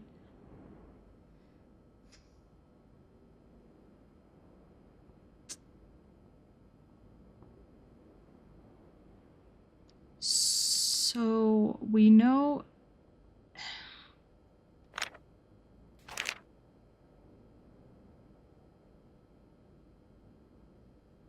Hang on, I'm... Okay, so are these all trips he's starting in Los Angeles and then he has to drive back? Because this one ends 9/4. Yeah, okay. There's some gaps, so he gets to go home for like a few days, maybe. 9/4, nothing happened that we know of, and he was just traveling up the western... I don't even know what to call this. I was going to say the western coastline, but it's quite inland, actually. Because that's about the middle of the state of Los Angeles, or of the state of Los Angeles, the state of California. Sheesh. Sometimes my brain is big and beautiful and fascinating, and sometimes it's not. Okay, so he was... Hang on. September 1st, starting in Seattle. September 2nd in Seattle. Okay. So yeah, he had to drive from Los Angeles up all the way to Seattle, Washington, to do these specific things. This is... So... 9/6 he was in Vegas. 9/7 is when he started his trip. His next work trip. He must have left Los Angeles pretty early in the morning.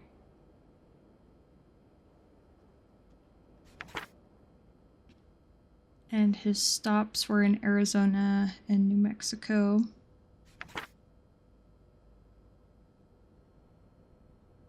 So he had...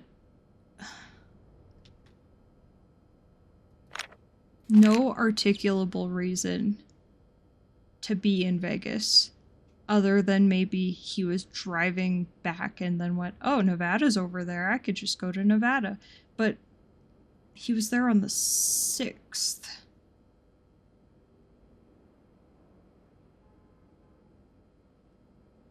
Yeah, it seems like that's what happened. He was on his way back, stopped in Nevada, and then went back home, and then started his next job. That's rough. I hate that. Okay.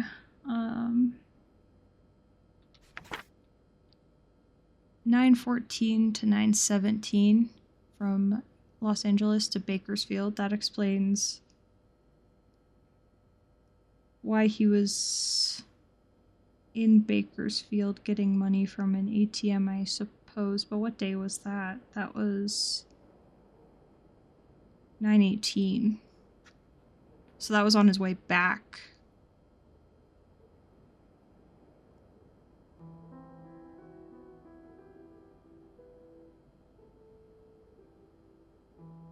On his way back. Maybe he knew something was up with Gina needing her money and was getting the money to pay Gina.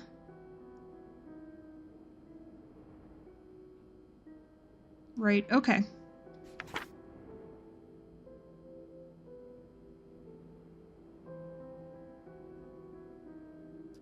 So... oh, he was in Nevada as well, but in Reno, so not at all near Vegas.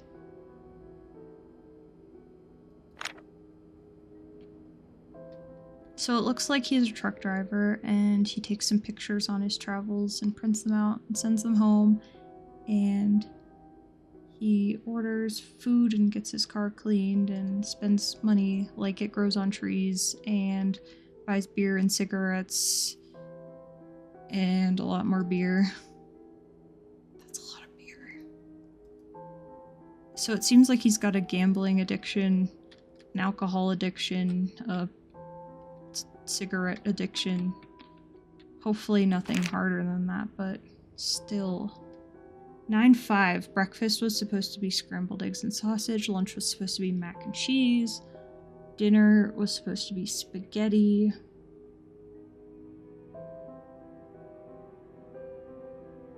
Are these instructions for him? What morning did... okay, hang on. Hang on, I'm getting ahead of myself, behind myself. 9:06, there are frozen mini pancakes in the freezer. Directions are on the box. Make sandwiches, chili, use the recipe. P.S. I'm sorry, you'll need to do some cooking, but I want to avoid giving frozen foods to the kids as much as I can. Okay, so this is notes from the mom, presumably to Thomas for the days that he's home, because it said he would cook when he's home. But what day did Hazel say that they only had oatmeal? Was that the 7th?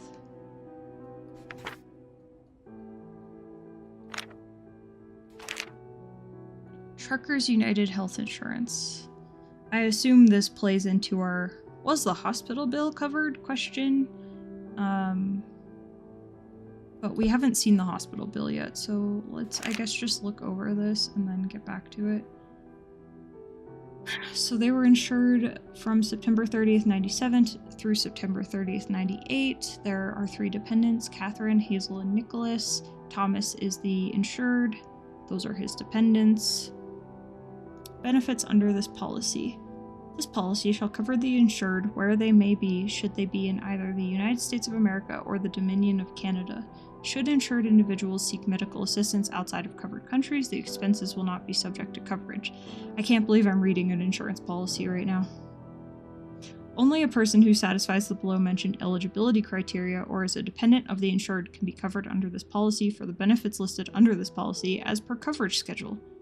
This policy shall cover, up to the benefit limit, all general practitioner appointments, non-surgical procedures, maternity expenses, chronic condition treatments.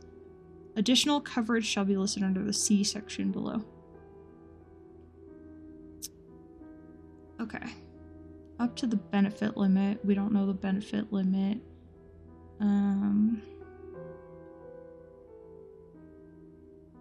General practitioner appointments, so like checkups, non-surgical procedures, maternity expenses, chronic condition treatments. Does this not cover emergency room? Insured individuals must receive signed and dated bills to have policy cover costs, should they be applicable. Okay, bill must be signed and dated. Received bills must be from a properly accredited general practitioner office or any state-recognized hospital. Dependents of insured may receive all benefits attributed to the insured. However, they must be legally recognized to receive the full policy coverage. Dependents that are not married to or a legal family can only receive general practitioner coverage and shall not receive the full benefits. So that leads me to believe that unless the hospital bill is considered general practitioner coverage, and I believe it's not considered as such, that none of the dependents are eligible to receive coverage outside of the GP coverage. Since they're not married and the children are not legally his children. Okay, so I'm underlining no for hospital bill covered for now. We've got a BB gun. We've got... I'm so short. Oh my goodness. Okay. Anything under the... No. Okay, the bed is like a solid block of wood.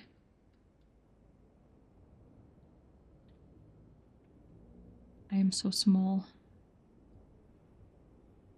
This telescope looks expensive. I'm kind of surprised that they didn't sell it.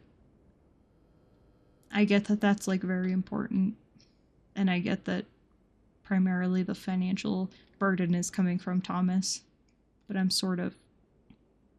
I guess that might be added motive to Gina, is that she's leaving sticky notes, and she sees that there's a telescope that probably costs quite a bit. And even the BB gun, you could sell that. So yeah, I guess this is adding fuel to Gina's fire, maybe. Dinosaurs! Alright. We already checked this room. We have to check this room. I don't know why I waited this room for very last, but... I'm hoping the hospital bill is in here somewhere.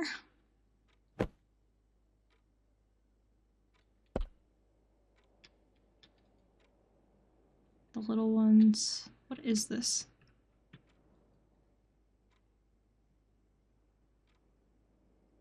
Oh, it's a CD player.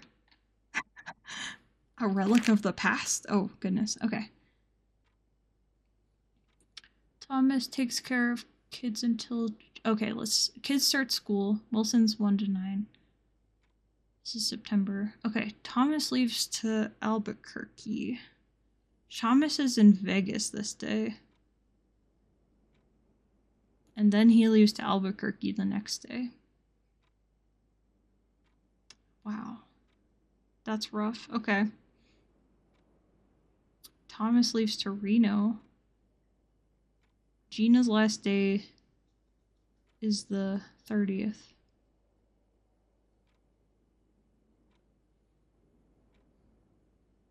Okay, so, she works at the Star Diner and the Wilsons. Oh my goodness, this poor woman. Thomas takes care. Thomas comes back. Thomas takes care of kids. Pay Gina. We didn't pay Gina that day, presumably. Oh, Miss Olson keeps calling.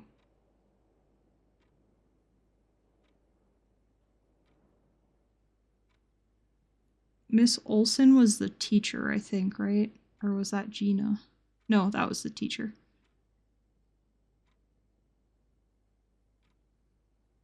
Pay Gina. Crossed out. Okay, let's do this linear. Sorry, my brain is like... There's colors, and I gotta look at all the colors. Okay. We don't care about the 5th, right? We care about the 6th. Gina takes over from 3 p.m. to 8 p.m. on the 6th.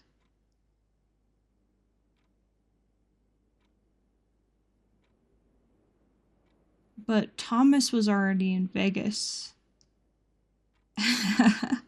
at like 1:30.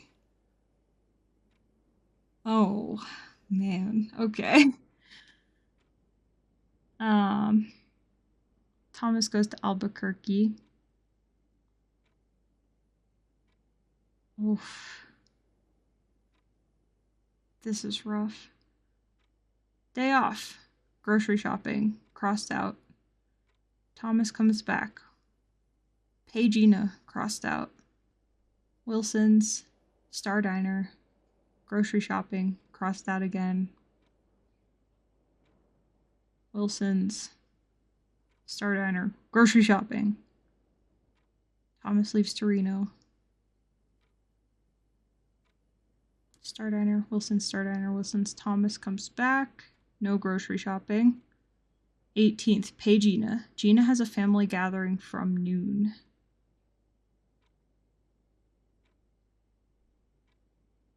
Oh, Miss Olson is Hannah. Is Hannah... But it said... Hang on. Miss Olson.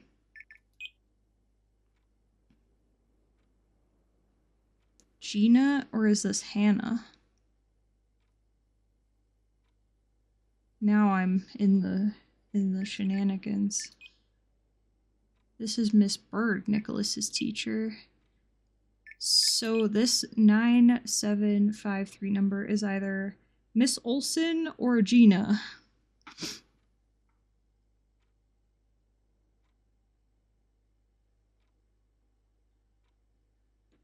But we also had this 8290 number somewhere, right? 8290.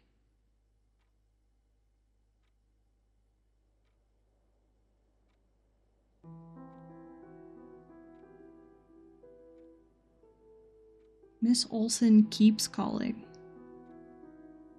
9753, Miss Olson. Hannah Olson.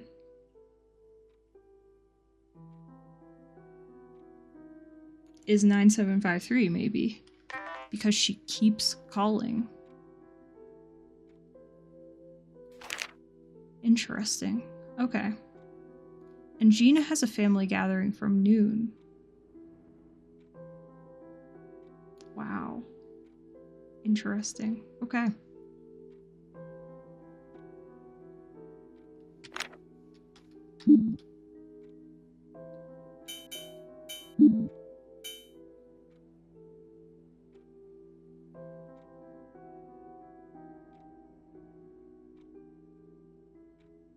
Okay, insurance doesn't cover the hospital bill. I'm gonna write Hannah Olson here for now.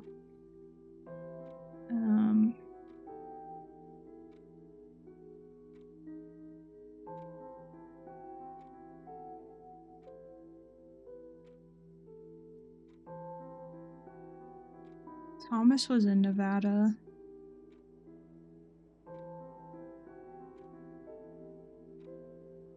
But I'm still not sure exactly which address he was at because he was at the ATM and the whatchamacallit, the casino. 2 p.m. on the 6th of September. Catherine was at the Wilsons.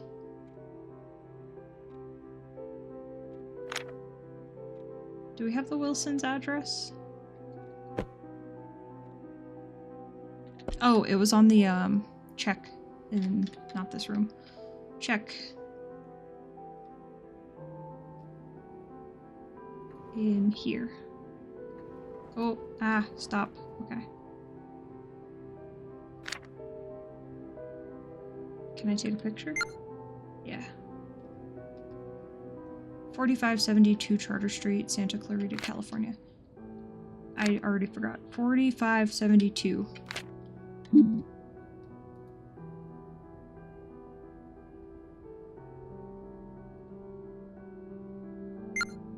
I hit Charter Street, Santa Clarita, California. Boom. Okay. At 2, the children theoretically have come back from school. What day was Hazel at the hospital? The 6th. What day did Hazel... Oh, too far.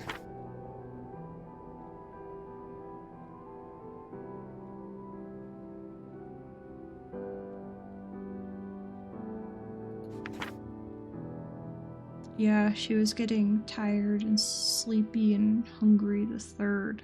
She got sick or injured on the 6th.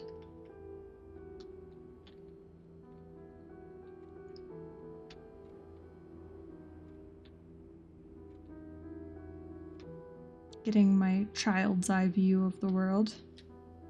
Oh, karaoke. Heck yeah. Okay.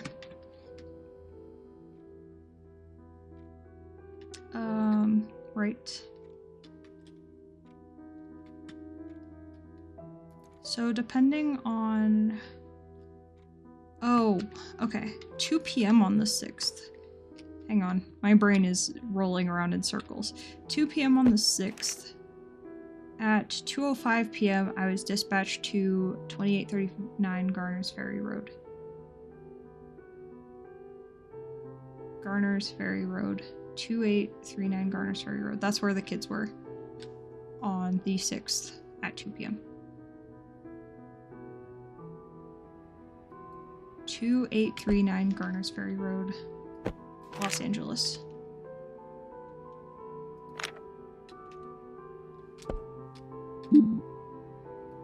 Two 839 2839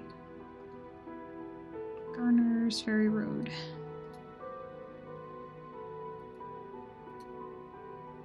Los Angeles, California, California. Okay. We have to figure out where Thomas was, and we need to confirm who picked up the kids.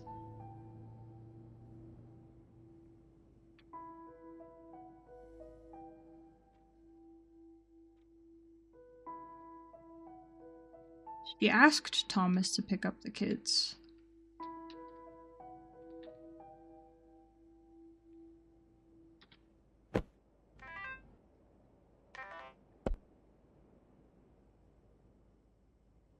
I don't know if we have any record of where he was the 18th, though, right? He was supposed to have come back the 17th. So it was either him who picked them up or Hannah who picked them up. I'm not sure. We'll figure that out briefly here. I like the wall art. Maybe that's what the painting classes were about, because the children obviously are very creative but don't really have a good outlet for it.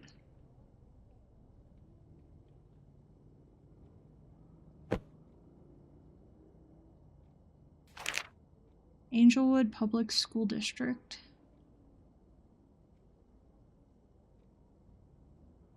Dear parent guardian, a recent incident has come to our attention about the lack of supervision regarding a couple students in one of our elementary schools. The district's CPS supervisor has already met with both students to understand the situation, and we want to take appropriate measures to ensure the safety of our students.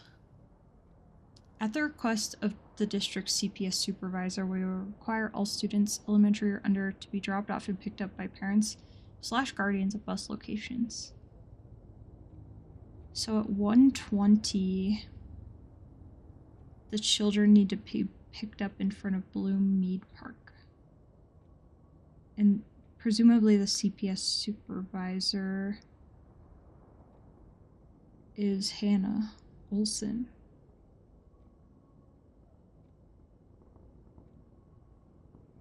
So at 1:20, that is actually the school pickup time. 1 p.m. is when they get out, but 1:20 is when they need to be picked up in front of Bloommead Park.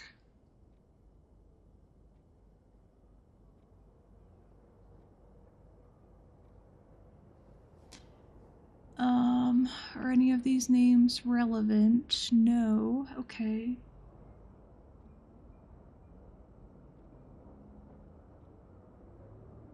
Huh. CPS supervisor. That must be Hannah Olson. Hannah Olson called. Patient Hazel Woods. She stayed overnight in the hospital for an x-ray scan, an overnight stay, IV hydration treatment. And wow, it's a lot of money. American hospitals, am I right? Okay. So, I'm gonna leave it that wasn't covered. I am still a little bamboozled about Thomas's whereabouts exactly. Right, because he was at 1:30 at this place. 4830 Sunrise.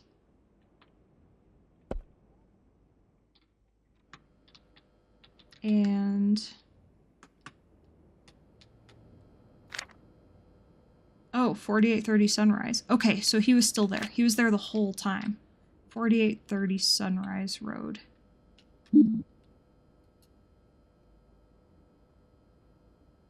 I'm sorry this is taking me so long. I hope this is even vaguely interesting. Okay, Las Vegas, Nevada. Okay. So who picked up the kids on September 18th? That is now what we need to know. I'm leaving it Hannah Olson until we figure out for sure. He should have gotten home the 18th. Right, but did we have some reason to think that he didn't? I could have sworn we did, but now my notes are...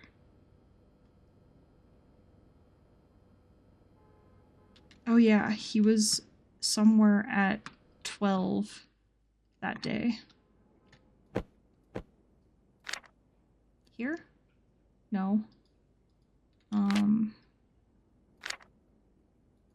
Where did I find that?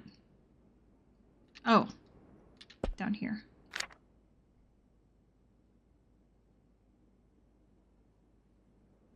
Yeah, he was in Bakersfield at 12. So he could have gotten home by 2. So the children would have been waiting. So it was either Hannah Olson or Gina who picked up the kids. It said Miss Olson kept calling and we need to call her back. The only person who really kept calling was this 9753 number.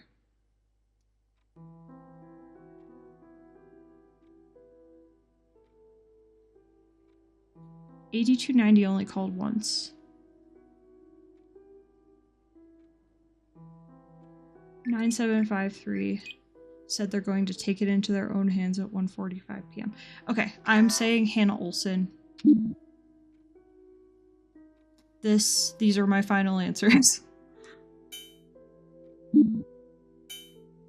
Holy crap, that took a long time. 3 out of 3.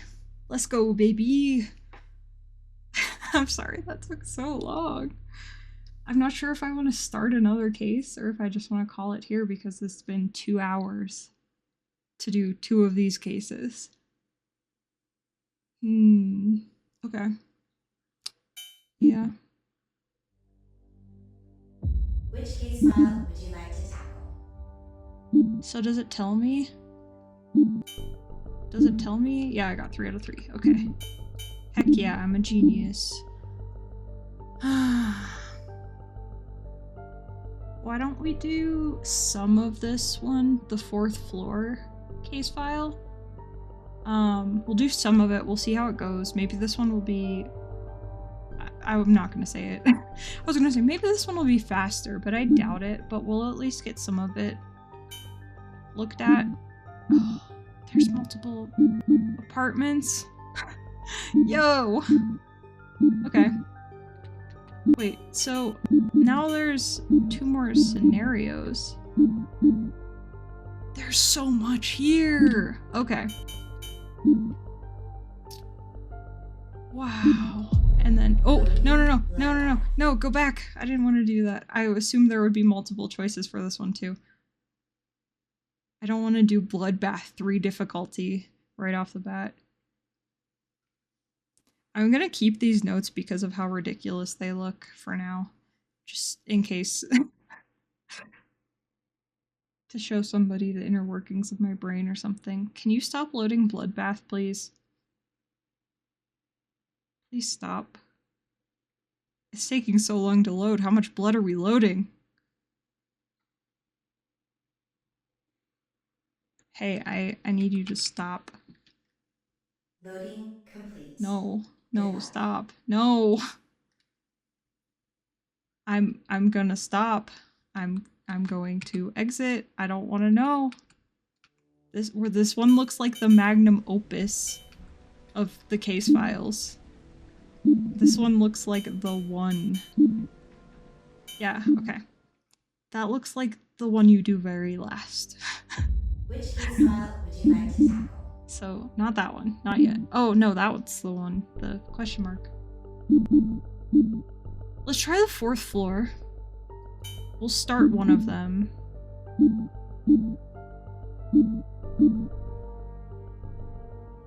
I see a body chalk outline. A break-in. Dude, this game is gonna take me 16 hours to complete. Loading scenario.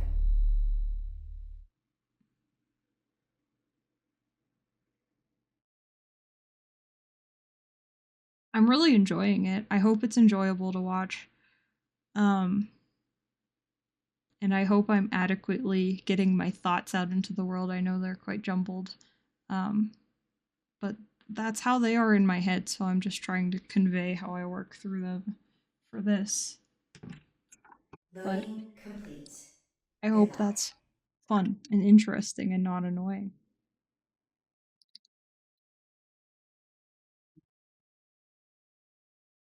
Late in the evening, a family home was broken into. The neighbor residing next door reported hearing multiple gunshots and dialed 911 to inform the authorities. What was left was a gruesome scene. By carefully examining the details of the scene, can you piece together what happened? I know a surprising amount about... I'm not gonna hype myself up, actually. No, I'm not gonna do it, because then if I mess this up spectacularly, then I'll regret having hyped myself up. Okay. I've got a fresh document for all of my crazy notes. Who broke into the apartment? Who broke in? Who was present?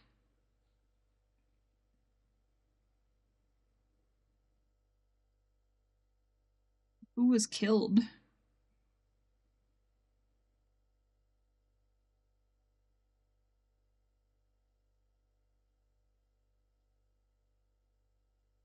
Who was the killer? And there's multiple options for who was present.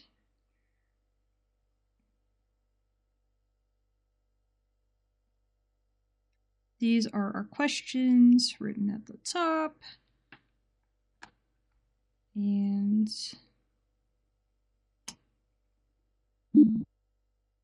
all right, let's look around. This said this was in New York.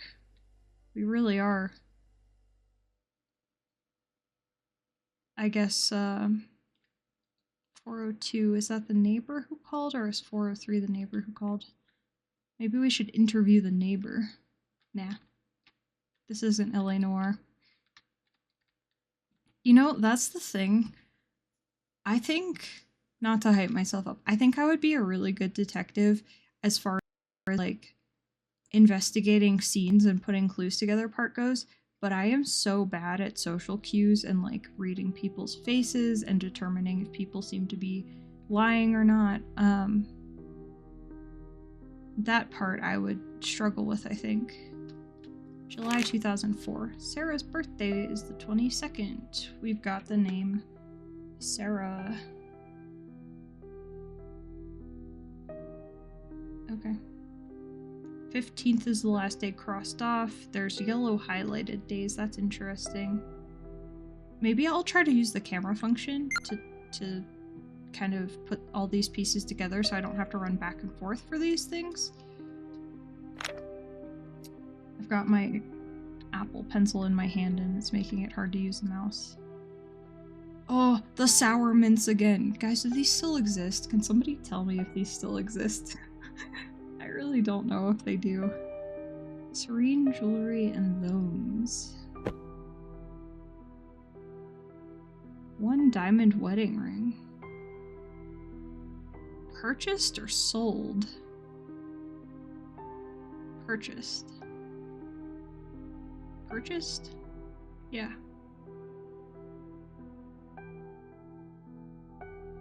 Brenda Sherman signed for it. Brenda Sherman, writing down that name.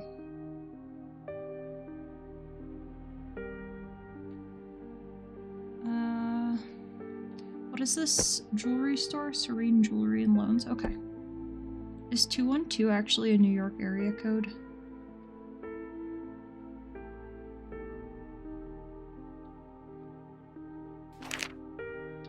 I'm gonna come back to that. Feed the milk at 3 p.m. Give second bottle at 7:30. Reminder that milk is in the fridge. Carry the baby monitor at all times. I will be home around 8 p.m. Why is the...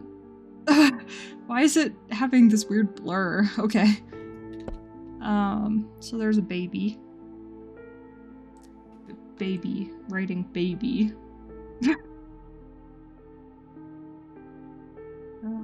And there's instructions for the baby. We love a chalk outline. 7:15, 7:16. Sarah's the baby. Baby. Parentheses. Okay.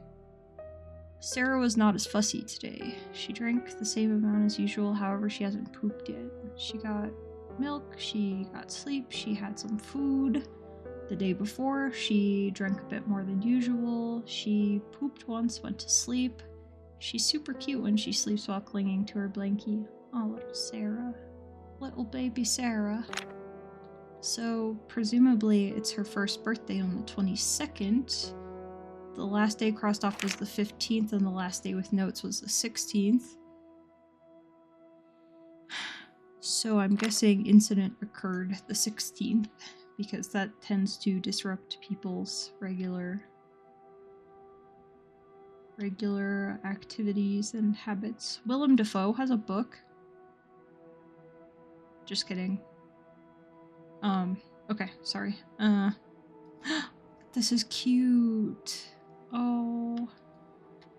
You can't give me cute stuff in people's houses. It makes me really sad. Somebody in this household is into self-discovery. Somebody in this household is into self-improvement and stock trading. Or multiple people. Somebody in this household's into making money. And the people in this house are into a lot of different interests. The people in this house are just like me, for real, for real. Designing buildings, world of math, immunity, iconic American mansions, imaginative tropical homes, bioengineering, historical architecture, like every category. Interesting. We've got VHS tapes. We've got CDs.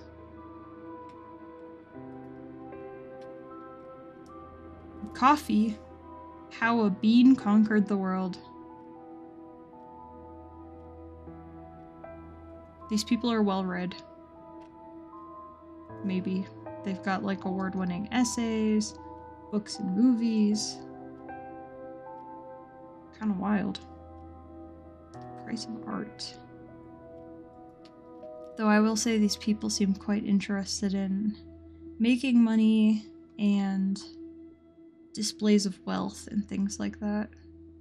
So that either means they're wealthy or they're in debt, is my read on that. This is a 4th floor apartment, presumably based on the apartment number, and we can see a balcony outside. So the person breaking in either had to come in from the outside or from in the hallway, which is kind of a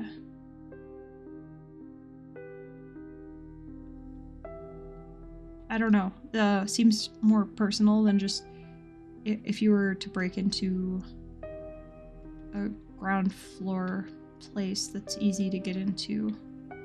Seems more targeted than that. What does this say? Unicorn Parade. Cute. Camp Sunshine. Informed consent and liability release. Greta Sherman.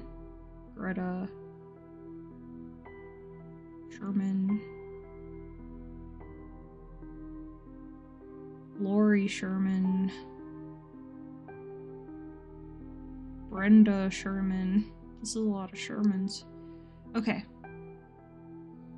Brenda Sherman is the mother of Greta Sherman.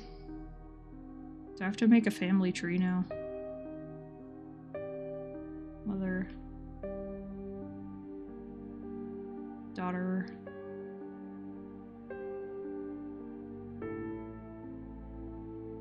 And aunt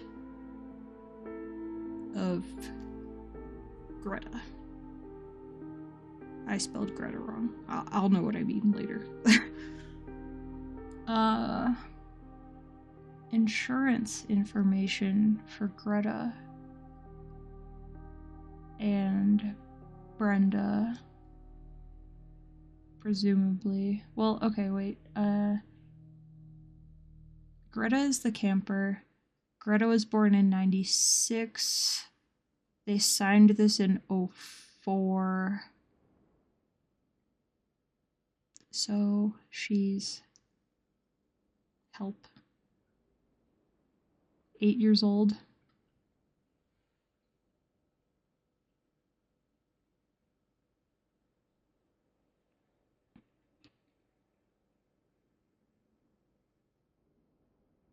I'm really hoping that was right. Please don't roast me. I'm on the spot. Quick maths. Fishy yum. We've got, if this was LA Noire, I'd be able to pick up this banana and rotate it and look at it for a ridiculous amount of time. So I guess be glad that we're not playing LA Noire. Footsteps. Oh, from the kids' room. Oh, from the window. I was right. Okay, they came in from the outside. Very interesting. Somebody was shot twice at the least. What did it say? They heard multiple gunshots? Multiple. Twice, at the very least.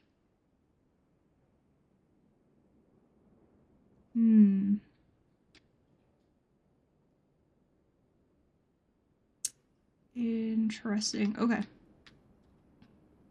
This looks like... this is a bedroom. It doesn't look like a bedroom. This is a bedroom. I'm glad that I don't have, like, corporeal legs, so I can't mess up this crime scene with my feet. We'll just pretend I'm wearing little booties and stuff. Oh, is this Greta's journal? Yeah, this must be Greta's journal. Camp Sunshine. July 14th to July 21.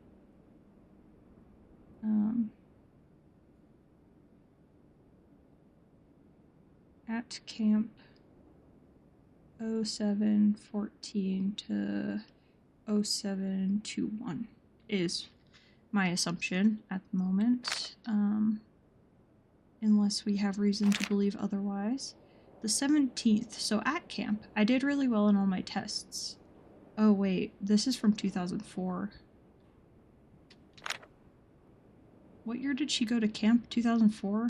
Hang on. Oh man. I'm still in the old case. I'm like 1998. 2004. Okay. I'm just gonna write 2004 at the top because I wasn't paying attention when it told us the date.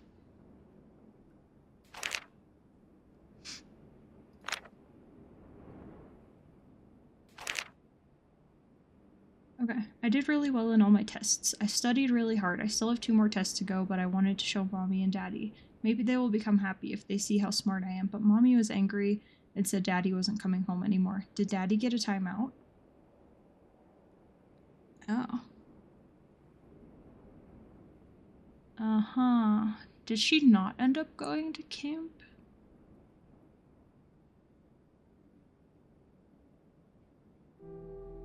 Or did she... I don't know. Okay. I miss Daddy. Sometimes I smell his favorite bottle just to remind myself what he used to smell like. Mommy got so upset when she saw the bottle. She made me throw them away. I secretly kept one. Is it a bottle of alcohol? I'm presuming... June 25th. Oh, this is June, not July. Brain go burr.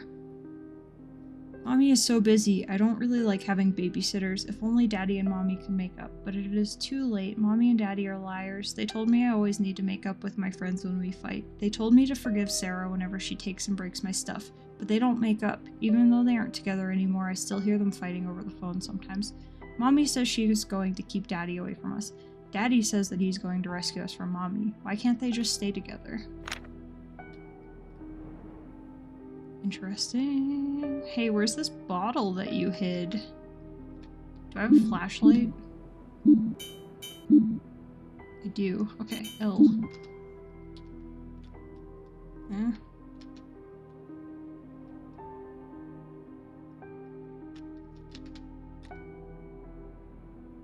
Okay. Oh, there. Yeah, okay. The theme is alcoholism. Children, I hope. I hope that makes everyone feel all warm and fuzzy inside. Greta! Wow, Greta, you're so smart. Holy crap, Greta. You did great. Greta, good job.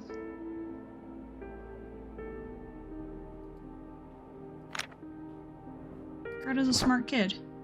Aww. Is that Dad and Greta?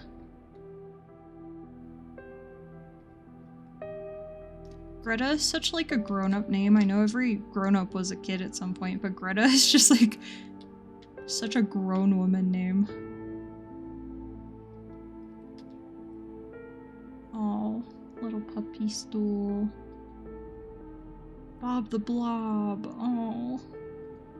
No! Stop! I don't want to be sad again about these kids having sad lives. Okay. We've got a little piece of wire that somebody used to get in. Yeah, okay. Understandable. I see.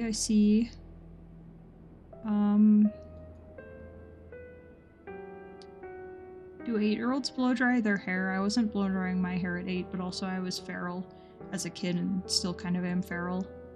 Oh. Oh.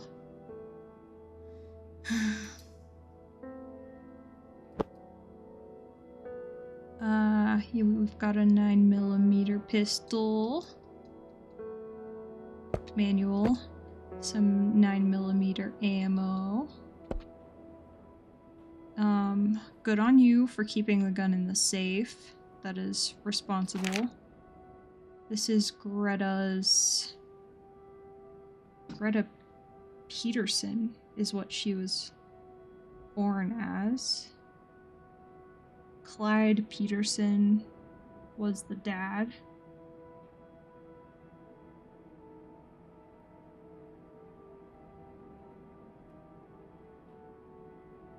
Brenda was Peterson before they got divorced or separated or whatchamacallit. Greta Peterson, 6'3", in Queens, New York.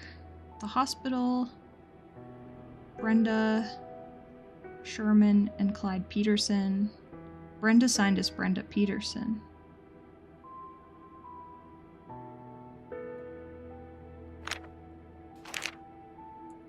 And Sarah,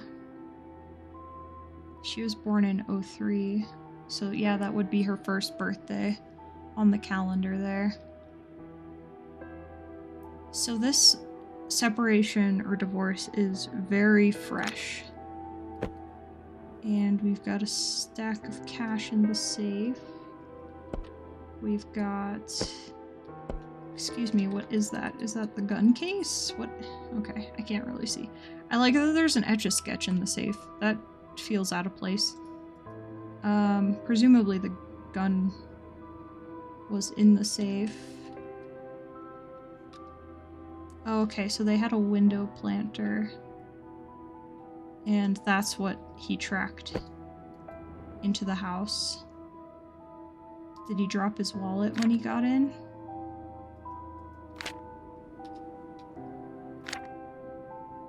Willow Groceries. 6 packs of ale. And pack of cigarettes. 7/16/2004, the day of the crime.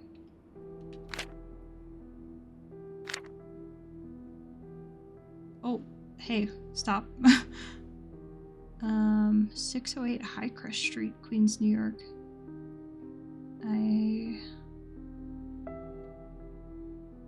I don't know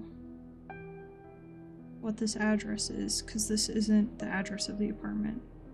So I'm gonna write this down. I don't think it was the address of the jewelry shop either. Bus pass.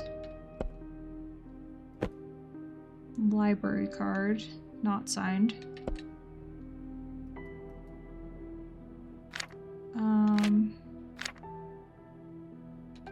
KM Ale is Daddy's favorite bottle. AM Ale? KM Ale? AM Ale. AM Ale. K-Tine smokes. My brain did the thing it does where it wiggles up 2 different pieces of information into 1 piece of information. Alright, yeah, this seems like not a robbery, but rather the attempted kidnapping of 2 children by an estranged parent. We don't have feet, so we can't mess up the crime scene. He went into this room? Oh. Okay. So he came in here, he went into this room. Why is this room so disheveled? Why did he come into this room? Did he try to attack? Looks like he maybe tried to rob the place, but it looks like the blood spatter and a bullet, for that matter. Yeah. Projectile.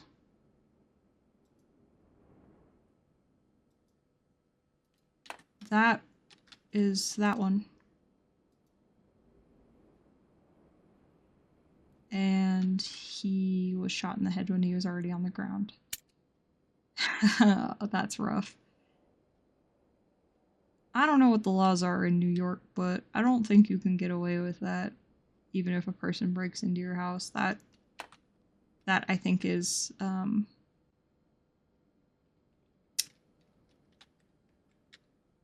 not classified as like a stand your ground type argument if New York even has that.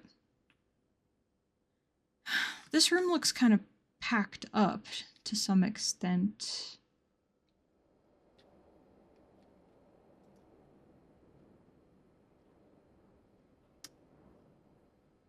And there's tax documents and things like that in here.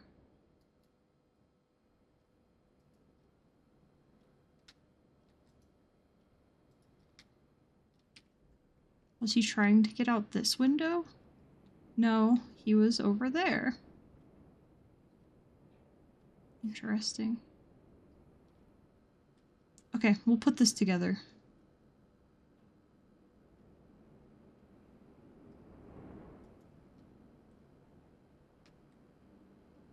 Some collector coins.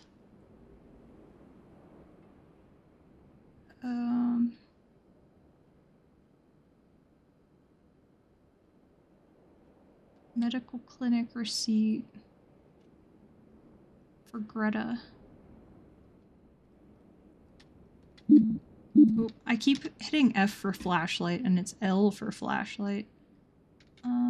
Greta. July 23rd, she went to the July 23rd, 2002. Okay. Got it. Change of name. Yeah, so she did legally change their names, it seems like. Got it.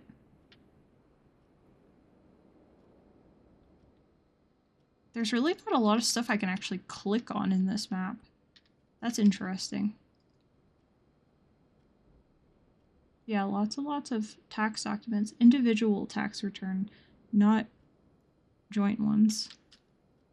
I've never filed a joint tax return, so I don't know if they actually say joint at the top as opposed to individual, but I would assume that's the case.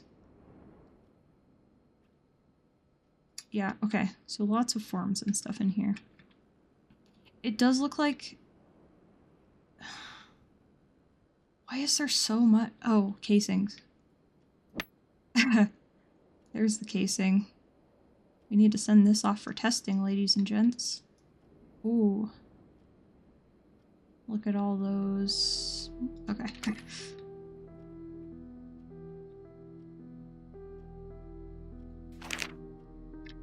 Contacts: Gabriel Martinez, the plumber, James Gunter, Emma Franklin, Lillian Choi, Harold Jenkins, Leroy Jenkins. Wake up. Poop. Pee. Nap. Milk. This is baby notes. Baby notes. Buy more formula, buy more diapers, make appointment with doc for Sarah's vaccinations. Buy Greta more paint, sign Greta's forms, buy new Tupperware.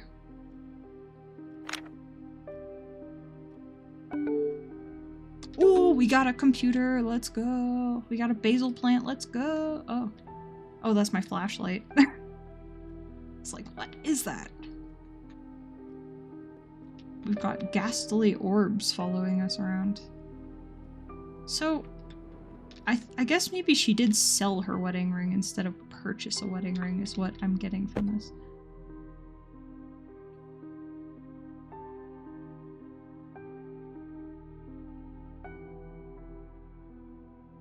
Seven 8/2004. 7/9/2004. 7/8. Your handwriting is really getting my goose right now.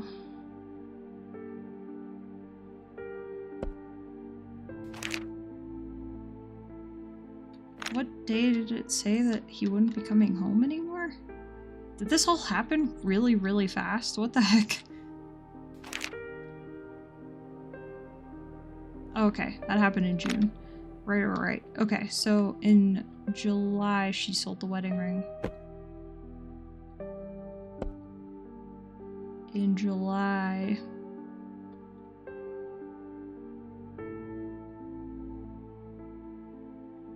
I'm just gonna write 07/16 for my own sake, for my own ability.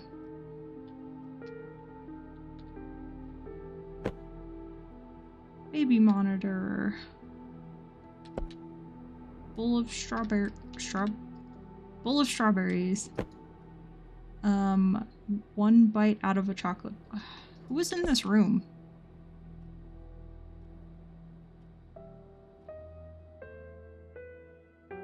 Somebody was in this room. And somebody was... Oh. And some... What is this doing? Hello? Oh my goodness. Okay. Somebody was in this room. Right?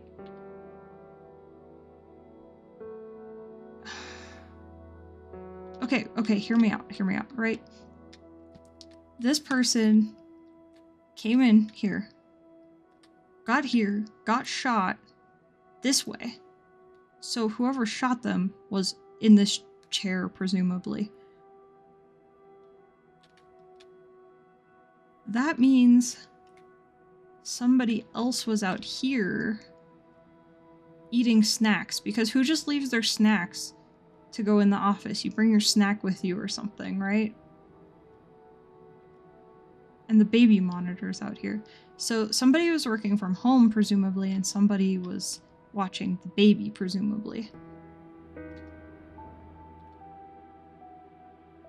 And there are notes for what to do to take care of the baby. But this person said they'll be home around 8 p.m.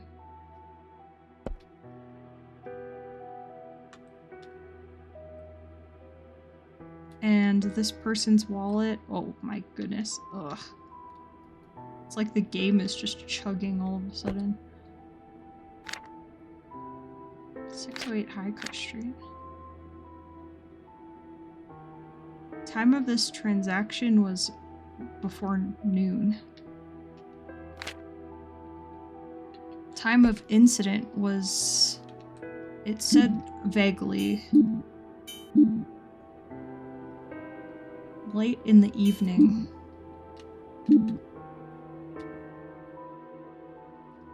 I am trying not to be stumped.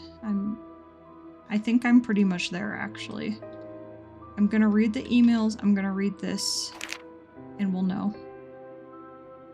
Sarah was not as fussy today. So this is the notes from somebody who was taking care of Sarah.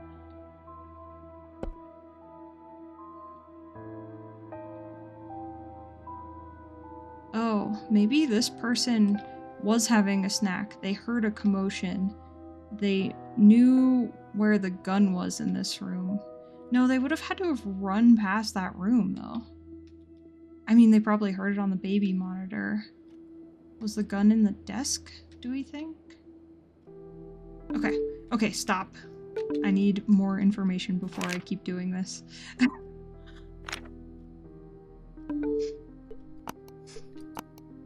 Email inbox. Loris 1973 on the 15th. Hey, you did all you could. There was nothing more you could have done. Personally, I'm glad it's all over. I don't care if he stays in jail or not. He can rot in there for all I care.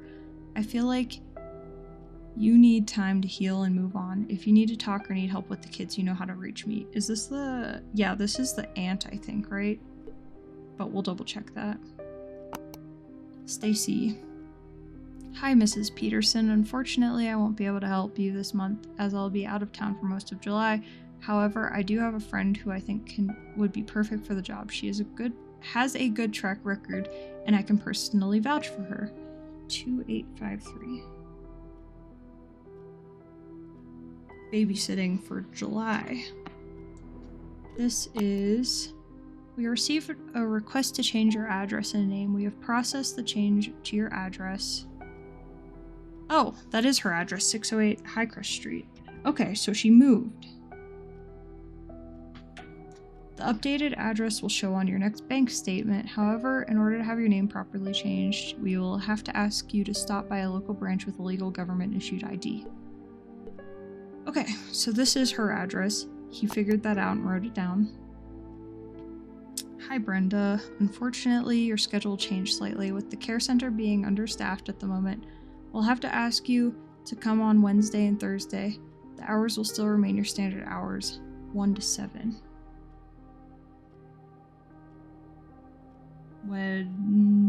Wednesday and a Thursday. 1 to 7. Brenda.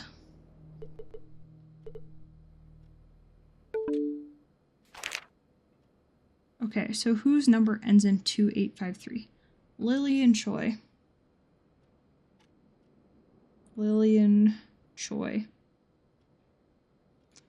That's the babysitter, I think.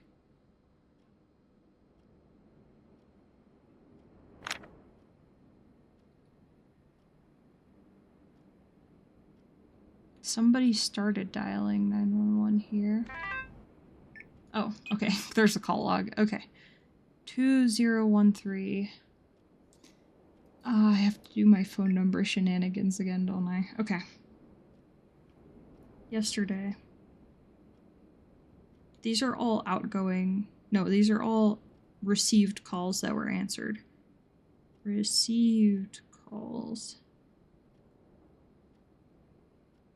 2013 4182 yesterday.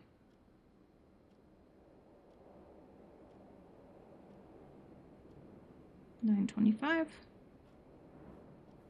2853. That's Lillian. These are all received calls? Yeah, because place calls are the out arrow. This is at 10 a.m. 11:21. 7634. 0129. 12:15 p.m. So that's noon. Just after noon. She works 1 to 7. Probably seems to take her around 30 minutes to get to and from work. So she needs help until 8 to give her that like 30 minutes of wiggle room.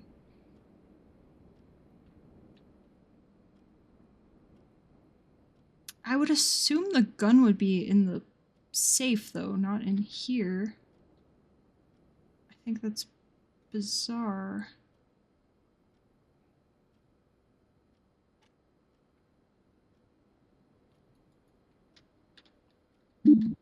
Nope. L for flashlight. Not quite very intuitive.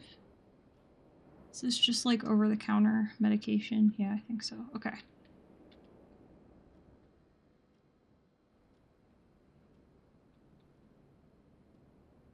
We are looking respectfully. Okay, I think I'm overthinking this one. I think we have like everything we need for the most part. Oh, hey. Gun. Why is the gun over here? Oh, okay. Okay, I kind of get it now. La la la, this person comes in. Did he have the gun initially? They had a struggle.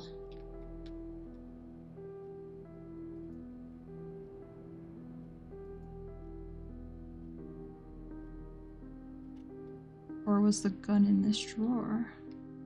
Regardless, the intruder gets shot.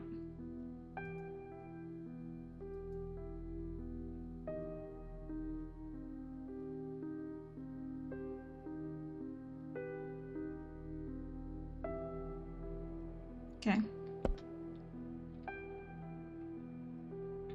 That is the same kind of gun. Viper Fire 9mm. Thunder M2.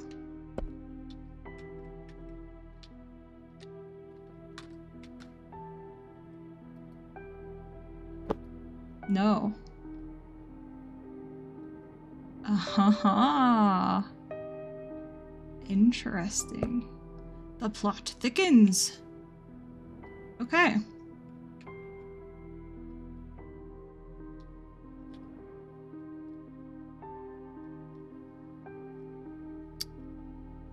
Huh. So this gun doesn't have... Yeah, this is a different make and model.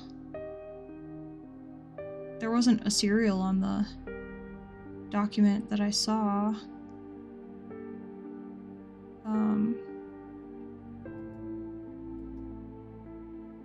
Also a 9mm though, so... There's a casing here too. Yeah, this is the one from... Oh, Wilder 9mm though. So yeah, he came in and... What did he shoot though? I don't see any gunshots in here. This is interesting actually now. I mean it was before, but now I'm...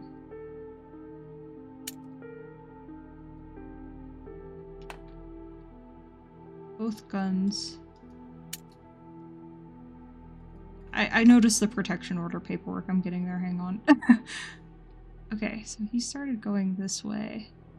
Presumably tried to hurt the person in the chair or had the gun, pointed the gun at them, something.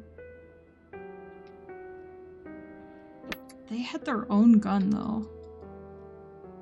Though there is no strike mark on here, which is weird, but it is an empty casing. And there obviously are 2 gunshots at the very least. There's no way he shoots himself at this angle, but no. Okay. I'm just very curious as to... Right, because there's like a mark. I can't remember what it's called.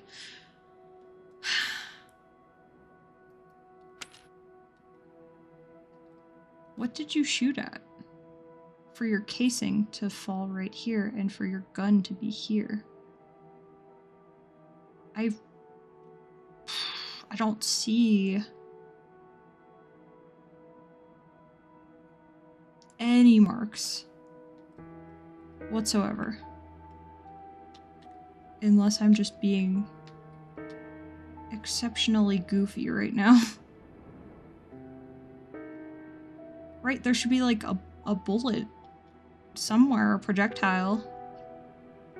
Though there is... I will say it's... We've only found 2 casings. Ah, okay. Okay, I get it, I get it. She shot him from here. He was down. She picked up his gun and shot him in the head with his own gun. That's what it is.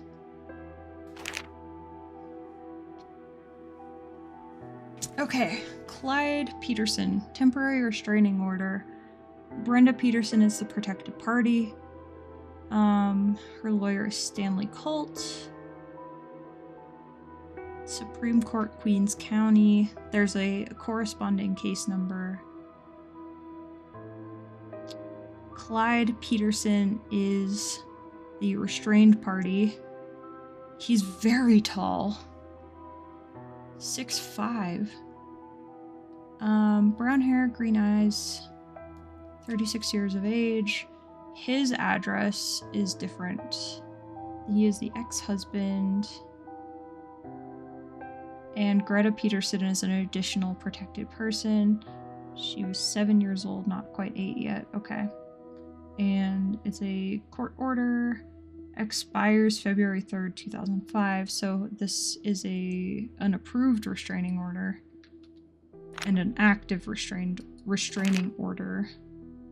And they had mentioned something about him being in jail. So he presumably did something violent previous to this incident.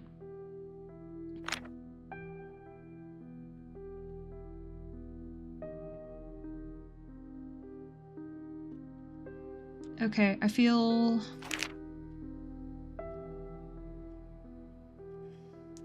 So let's go through the phone numbers. The day before the incident, 2013 called. That was Jenkins. which doesn't seem relevant. The day of 4182 called. That is an unknown number at this time. Lillian called around 10 a.m. probably to check in and we'll come back to that. Probably to say, hey, are we still on for today? Something along those lines. Huh. Harold Jenkins. Do we think that she works from home? Is that kind of what we're getting? Alto Home Care, though? That seems like she works as to come on Wednesday at the care center. So it doesn't seem like she does work from home, but maybe she does some work from home and then does this work in person.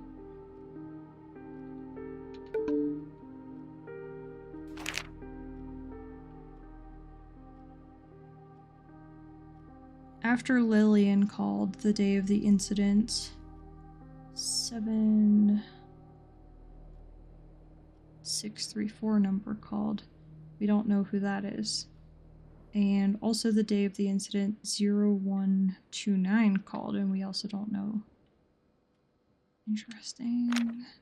Is his information, his phone number, on here? No. 0073, the attorney's office? No.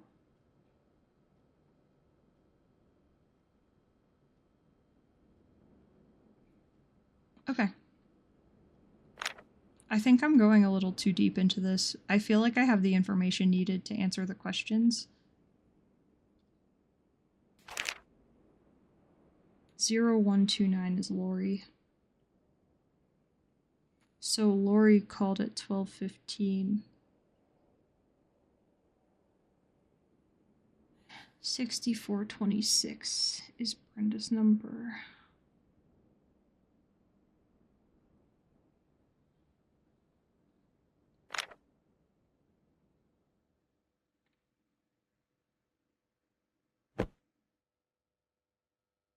I will be home around 8 p.m., so there probably was some overlap in time that Lillian was here. Right, because who just leaves like a half-eaten candy bar on the table? That part really just throws me off. I feel like maybe that's a red herring, but come on. What was that interact button? Did anyone see that? What? Huh? What is... What am I looking at? Is that an accident? Hello? What? Alright.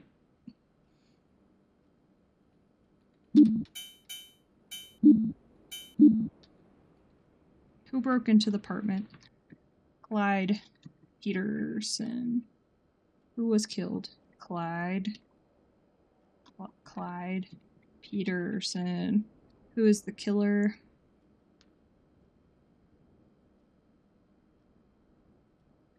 Brenda Sherman. Who was present during the break-in? Brenda Sherman. Lillian Choi. And Sarah Sherman. Is this right? We're going with it. Is this right? The baby is not eating candy and strawberries. The one child is away at camp. Wait. Oh, stop. Game. Yeah, the one child's away at camp. Okay. I'm confident. Confidently correct or confidently incorrect, we will find out.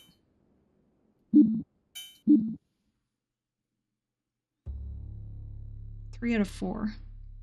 What did I get wrong?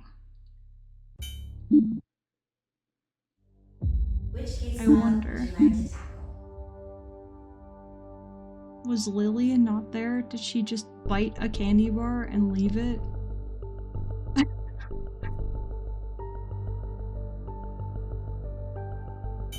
Hang on.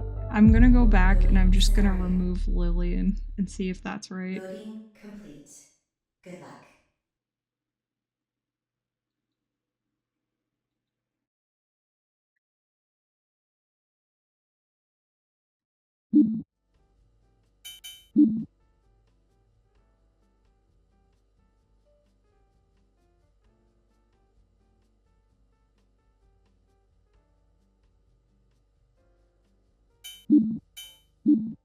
Maybe Lillian wasn't there.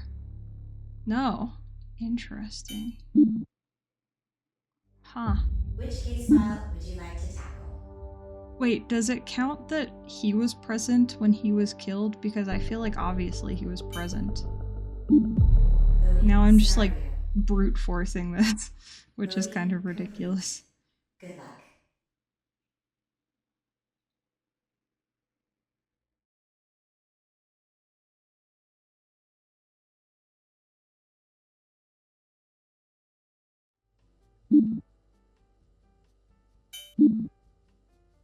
Clyde broke in. Clyde was killed.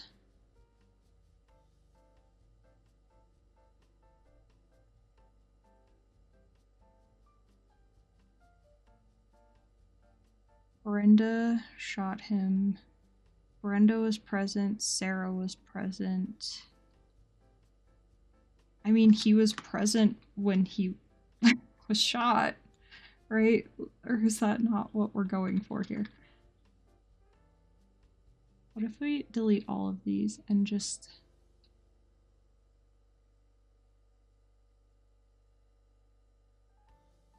What if we leave that one blank, just to determine if that's the one that's... I mean, that has to be the one that... Yeah. I'm telling you, if it's like... If the problem is that he was present when he was shot, Loading complete. Good luck. Or that, like, Sarah hasn't had her name changed yet because she's an infant. If it's, like, a little thing like that. Like, is her name still Sarah Peterson? Because she was, like, born just the year prior.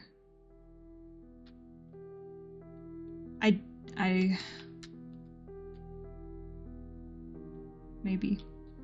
Hang on. Sarah... Greta Peterson is what her last medical record said. Sarah's birth certificate said Sarah Peterson. She changed her own name, she changed her address, she changed her daughter's name. Why would she have not changed her other daughter's name, though? Guys, I'm so bamboozled. Oh, did I type Greta instead of... No, I typed Brenda. Brenda Sherman. Sarah Sherman. Clyde Peterson was present because he broke in.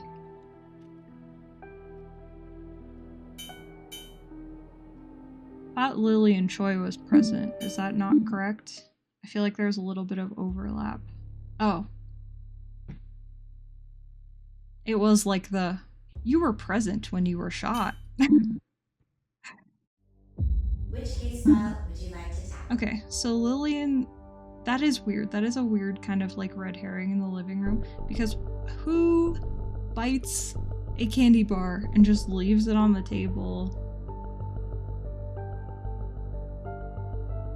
Unless the mother had just gotten home and she heard the commotion, ran past the room to get her gun out of her desk, shot him. Maybe that's it. Maybe she wasn't in the office room and she did run in there because she knew her gun was in there and had heard the commotion in the baby room. That seems like a possibility. So I think I'm gonna call it there for today. We should really come back to this because this is really scratching the right part of my brain and there's a lot more here. I thought there were only like a few of these, but it looks like there's, you know, 3 subcases for this one. It looks like there's 3 scenarios for this one. And then we've got Bloodbath and then the question mark, the final, I guess. So this is really interesting. I really like this. I hope you liked it too. Thank you so much for watching, particularly if you made it this far into this long ass video. So thank you. Have a really good rest of your day, and hopefully I'll see you next time. Bye!